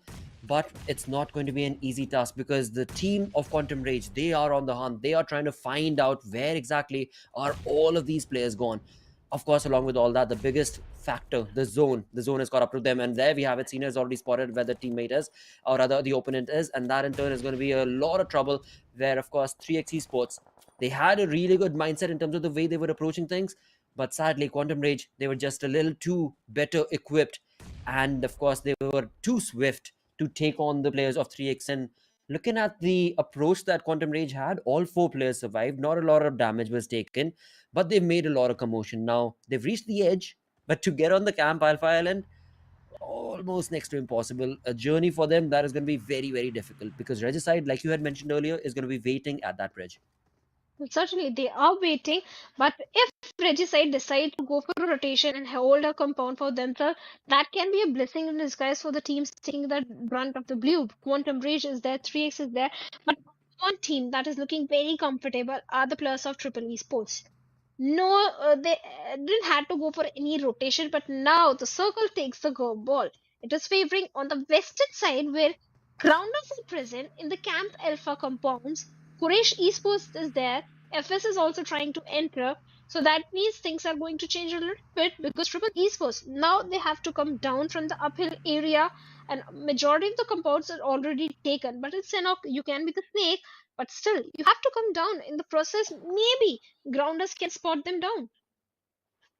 It definitely is a possibility, and now from the north we can see the late rotation that I had in mind. Same was the case for FS, as we had spoken about earlier, are the ones who are now entering the zone. Along with that, from the upper angles, as you were talking about it, Triple Esports could be the one who could be a threat for the rotation of the side of I8 if they try and hold on, like Hunter Rex, if they try and hold on that angle for long. For now, I8 have found a compound, so they're going to be absolutely safe. On the other front, we do have, of course, FS also, as we were talking about it, making that late rotation from the water. Have found safety net compounds for themselves. The grounders are already at Camp Alpha, but it is a pretty big area to be able to cover all by a lonesome. And it is going to be I8 who are getting hammered on upon from North Esports up on top, as we do have North Esports' players as well in the watchtower. Right above this, on the right-hand side, are the Rock Hills I was talking about, where Triple Esports' players are also waiting. Now, all this commotion that North Esports has made is going to be a clear possibility and indication for Triple Esports' Rex to hold on that angle and maybe try and get the two players in that watchtower eliminated and get those 2 points. And there we have it in the kill feed, as we do have Triple Esports' player taking on shots against, I believe it was Metershot. Yes, they are taking few shots. I think it was R3D over there, because R3D also need to move inside the safety of the circle as well. But Triple Esports, one of the player has been taken down, and yes, it was Metershot Sky that took it out. But Quati is also present in the close proximity, so that means Triple Esports, who were looking very good up until now, not looking so good right now. But Reggie, they can contest a very compound of grounders, which they are trying to do so. And Mr. Black has taken a lot of damage. Let's see what's gonna happen. He needs to heal up really fast. But Reggie's side, the team that is looking very confident in terms of the frontal battles or the close combat battles, which they have been taking recently. But on the somewhere else, Senior finds Sanhok onto the plus of gravity over there. Quati gravity over there, and Metershot Sky. Well, they are still struggling to move into the circle. Well, Metershot pushing on their perfect utility barrage against the players of Triple Esports, but not able to get any knock or damage showcased to Psycho right there. But I'm sure Khatib was able to hear the player run off Psycho. But never mind that, we come back to that fight, as we do have Quantum Rage right now on our screens, still dealing with the Blues, slowly trying to enter the zone. And look at that zone, the zone just favoring the players of the Grounders. The Grounders are very much in contestation for this game. 11 teams remaining, 35 players in total, make that 34, as one by one all of these are dwindling down, 32 in just a matter of 30 seconds. Quantum Rage, they are very much in contestation of getting a lot many points right there where they're at. But again, the Blues are going to be stopping them, because this is the 5th zone. It is going to be giving you a lot of damage, and that's exactly what stopped Quantum Rage's progress, as Metershot from up top are bringing on a herd of trouble to both these teams, T20 Query as well as Quantum Rage. And Goku is looking for a revival onto his fallen comrades. Team Quantum Rage, they are also struggling. Team Gravity also, Metershot Sky, they have to come down sooner or later. Yes, they want to eliminate the entire thread that can do some damage, but they are running out of the time. The zone is going to close in any minute. And Khati has managed to eliminate one of the team, that is Gravity. Now they have to deal with the plus of Team Quantum Rage as well, as Goku has revived his own teammate. That means 3 players still in the lobby, but they are going for a different rotation. That means Metershot Sky, Quantum Rage going for a different path. But because of the play zone, IQ player, I8 IQ has been taken down, and Zarbaf finds a confirmation on Joan. That means I8 surviving as a 3-man squad. The safe gameplay which they were looking for is not faring off really well for them, as Ulm going for a heal battle in the blue. Well, the last time I was looking at, well, never mind that, I'm going to come back to that, as Quantum Rage from down below are still bringing a lot of trouble towards the players of Metershot, as of course Metershot have utilized all of their lives, and now they are not going to be allowed to jump down from that mountain, and that is where Quantum Rage have been able to, never mind my word, because it seems like Quantum Rage, they are going to be left with Tantanatan, as Ash, if he can get this revival done, he's going to be the one who can definitely push in and get that point for himself. Look at that. I mean, Metershot, the positioning that they had, same was the case for Triple Esports. They're looking at 7 defeat points, 7 elimination points already. What a perfect conversion this was. And of course, the sprays brought on are still not yet done. Fifth zone, moving on from 5th zone to the 6th zone.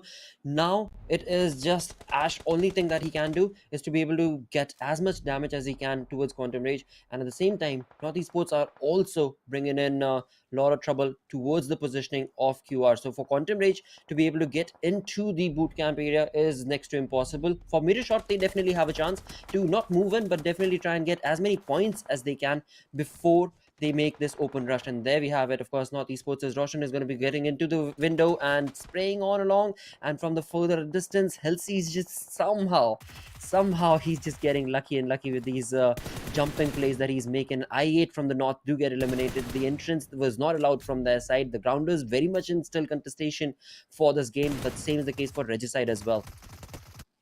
Certainly healthy. He had no healings onto himself. He thought better to go for the aggressive stance and try and eliminate the player of Team Northeast Post Roshan. But in the process, Roshan took him down. Metershot there, but by for now at 6-4. Now Regicide, they have managed to enter into the compounds of Camp Alpha Island, where Team Grounders were holding the position for a very long time. R3 being very silent, but now Team Quraysh Esports, they have started opening things around against Grounders, and with that GBS inside gets 2 knocks and confirmation also onto Quraysh Esports player. That means Grounders, well, they are turning things around in their favor, as Clown OP is the last man standing, but not for very long, as he has also been eliminated, and Quraysh bids bye-bye at 4th position. Now Grounders still having the control, but the circle has gone away from them. It is right in the pockets of Regicide. I'm not sure what exactly are Regicide eating these days, especially in this week, but whatever they're doing is working flawlessly for them, as they're able to just get the game one after the other. Right now also they've got 6 defeats with all 4 players still standing, and it's looking very likely like they are going to be the ones who will be able to get this game, because look, the flank angle that they've created is going to be very difficult for, of course, R3D as well as the Grounders to be able to capitalize upon this, because R3D are going to be very worried about their flank, about their 6. The Grounders know that right in front of their area is going to be the opponents, but which team will it be who will get their first knock? Which team will it be who will be able to create an opportunity, an opening? The Grounders, they're definitely going to be, like I was saying, they're going to be very worried about their 6, because they know that R3D is there, and right in front also they know that Regicide is there. A very tricky positioning. I mean, Grounders, they were so very comfortably sitting in this area, but sadly, as soon as other teams moved in along, things have gone so very south for them. And Noki finds a perfect knock onto Destroy, who was going for aggressive stance onto the side of Grounders over there. Perfect angles are being held right now by Regicide. Noki especially, he can be the ugly thorn for the last of our 3D. Addy also, and Bars going aggressively on the side of Grounders, lobbing few good grenades in their direction, but there is enough time to go for the raise on Mr. Black, as Evil Boy is going for the rescuation. Now all the responsibility is on Sensi to stop the plus of Regicide in the tracks, not let them charge in the direction. But Nocto, he's aware of the position of Faddy over there, so that means he needs to be a bit careful also.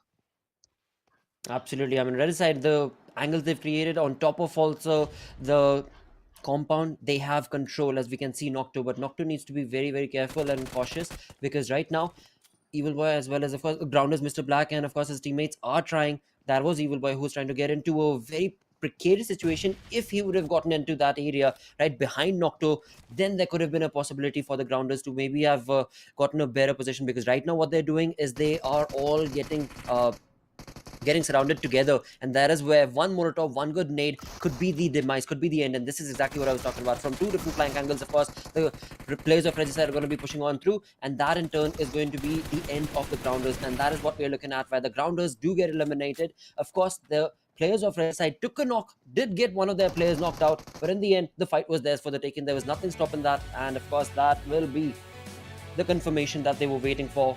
And with that, a second chicken dinner that Shadow, you had been waiting for. You know what? You should go with your gut. Right before this game, also you had said, Shadow, you said that Regicide have yet to take a chicken dinner. Yes, I wanted to go with Regicide. Actually, Regicide did had a win today, no? But the previous game, Regicide, Yeah, the previous Erangel. yes, Yeah, but I should, when the day started, now I was with the mindset, whatever the last game is going to be, my prediction will be Regicide. So day 2 last Okay. game, Regicide got the win. Day 3 last game, Regicide got a Exactly. win. But when they got the win Erangel, now I was like, okay, I'll go with some other team. But yeah, you're right. I should have gone with my gut. Maybe Well, two it's absolutely prediction. fine. But you do know that it is serving you well with that. We'll go on a short little break. We'll be right back talking more about the Sanhok game.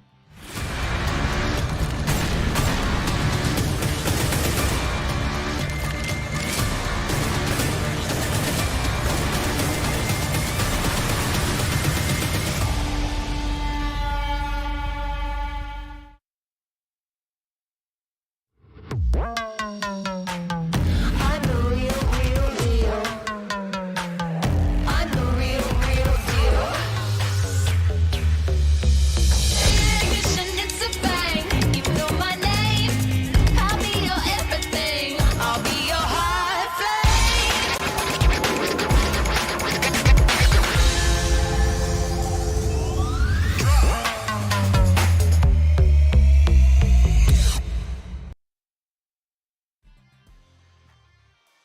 Hello and welcome to, of course, PMPL right here of Pakistan region in 2022, where we are done with week 3, day number 4. We've got one more day remaining, one very important day, which is going to be tomorrow, from which we'll find out which are those 12 teams going to be that will participate in the Livik map. But right now, if we talk about what happened in the previous game, yeah, that was a chaotic mess on the map of Sanhok.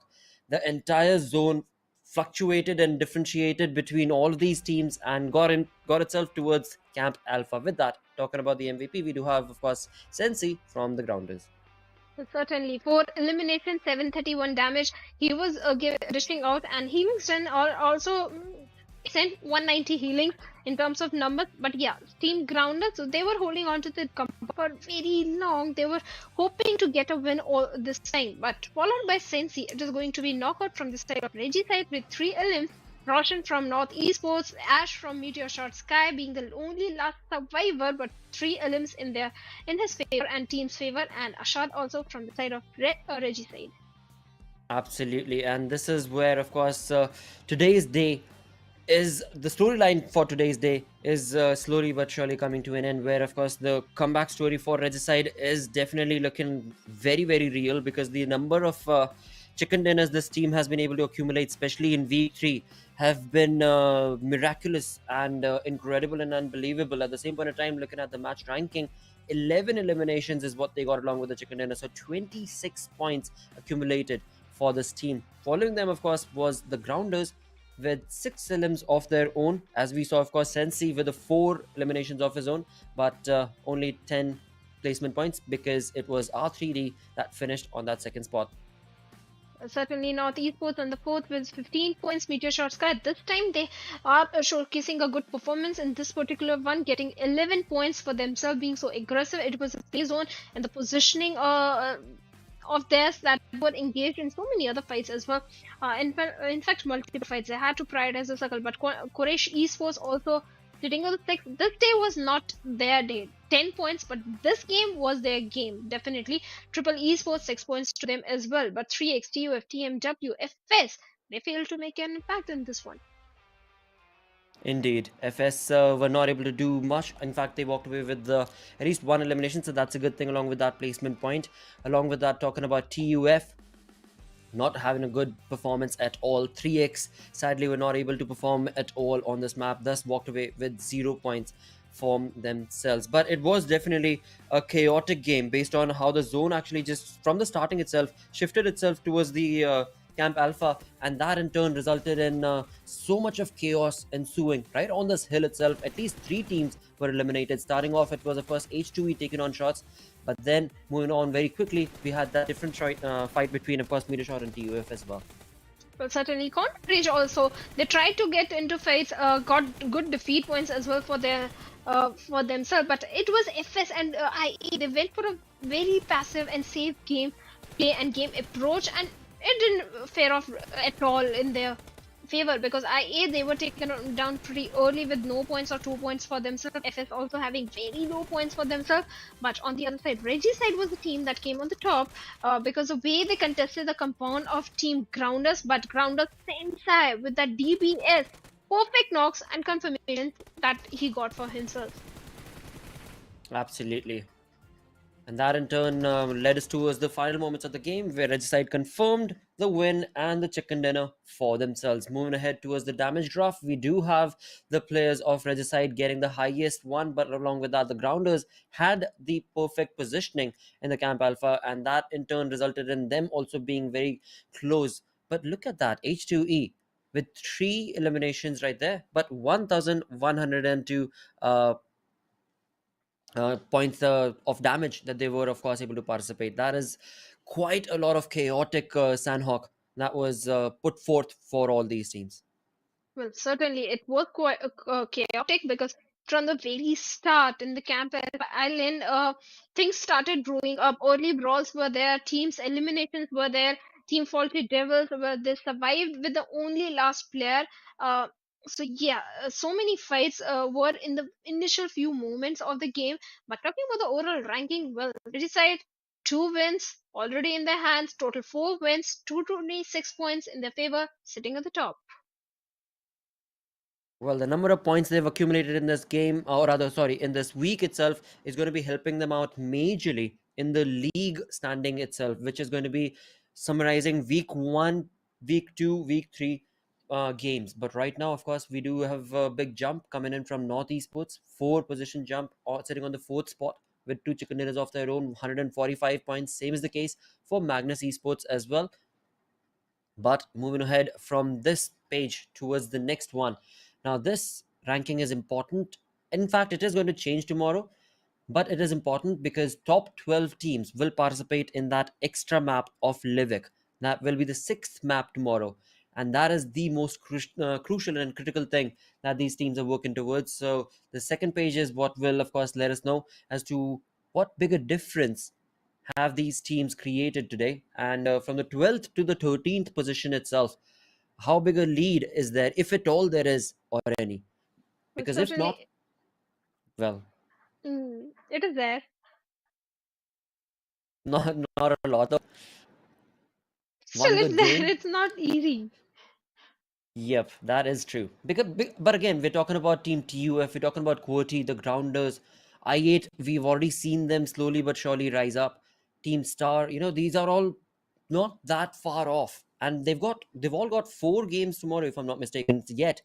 And so 4 games is a lot. And to be able to, of course, accumulate that many points shouldn't be that big a deal when we're talking about teams that, if they have a good game, walk away with, if nothing else, at least 12 points, at least 16 points based on a chicken dinner play. Well, certainly, they need to have those points if they want to climb up and be in top 12, which it is not there. A big name Team Star is not there. TUF, they can do so because right now they are in a tie position with Quraysh Esports. So yeah, so many teams are trying to climb up the ladder in the overall ranking, but only 4 matches are left with every single team. But talking about the elimination leaders, it is again Gravity having 109 elims for himself and 21,000 damage. Absolutely. And of course, the elimination leader is a very critical thing where Gravity has created what a massive lead for himself, 109. And then after that, of course, as finisher from Magnus, as you were talking about it, 99 eliminations. So yeah, this is where, of course, the MVP line is also going to be drawn. But moving ahead from the first elimination leader towards the second side, once again, on the first page, we've got quite a lot of different teams playing. But talk about I8, right? Now, in these 2 pages, the elimination leaders, all 4 players of I8 are there. And that itself clearly indicates that there could be a possibility of the revival being showcased from them as we push through with the final day. But right now, of course, this is where the storyline is between the elimination leaders and the difference between them. Well, certainly, elimination leaders. I ate all the players are there, but Zibian, talking about Zibian of Team BABLU, the survival time is close to 17 minutes. It's very less, and despite that, he's becoming an elimination leader. That means he's going for the aggressive stance in every single game, but gets taken down pretty early. But in the overall ranking, still Magnus Esports, they are leading with 686 points. Oh yes, they definitely are. What a perfect game Magnus Esports have been able to play. The consistent play that they've been able to play. But look at Regicide. I mean, the points accumulated from their side has pushed them on the 3rd spot, and they're getting closer and closer to I8 as well. And this is going to be absolutely phenomenal as we move through, because only top 16 teams from this overall ranking will participate in the grand finals itself. That will happen next weekend.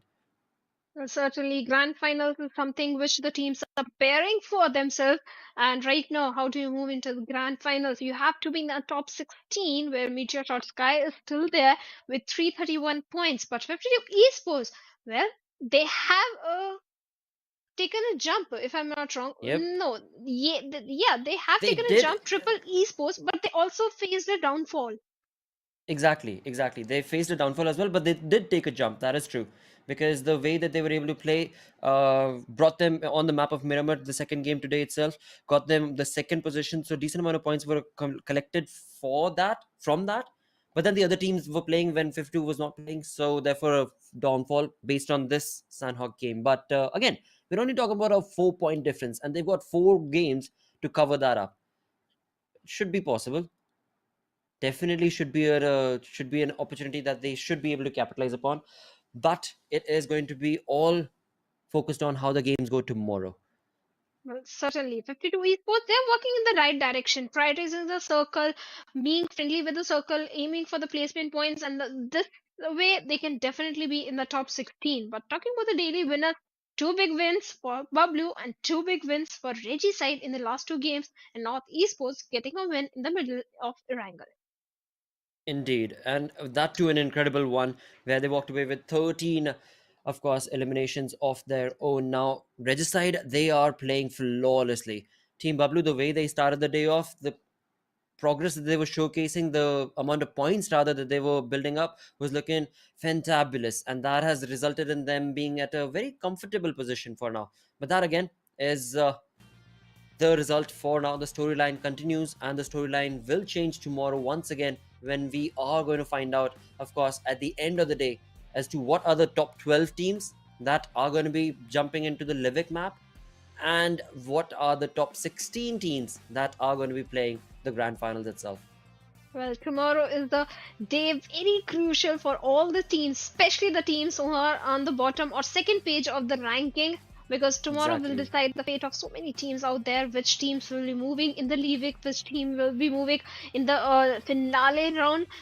Well, tomorrow will decide everything. So teams better be prepared for tomorrow because it's going to be very important for everyone. Oh yes, oh yes. And again, that's the reason why we just spoke about the point difference itself, right? Because the point difference isn't that much. So to be able to, again, because you compare that to week one where the storyline was I8 looking at 300 plus points, and then you've got a completely different storyline being created that Magnus was trying to slowly catch up to. And now the points are so close, right? At least when we talk about the, let's say from 10 to the 16, from first page to the second page itself, the points are so close. So definitely tomorrow's 4 games, there are going to be a lot of ups and downs that are going to take place. In fact, 5 games that will take place before, or rather after which that will move on to the Livik map. So the 5 games is a lot of opportunity, but 4 games in total that each team will be playing is what I meant to say. And of course, we'll have to see as to will that be enough for the teams to move into the top 16 or not, because we've seen in the past only 1 point difference also makes a big humongous change if you can move on ahead in the grand finals or not. But with that, Shadow, of course, we do reach the end of our day today. Any final closing words from you? Well, just be prepared for tomorrow. Whatever happens, give your best performance and don't stress out too much. Just stick to your basics. Absolutely, you heard it right here, of course, viewers as well as teams. Look forward to you guys joining us tomorrow with all the final games. And with that, thank you so much for tuning in. Take care. Bye bye.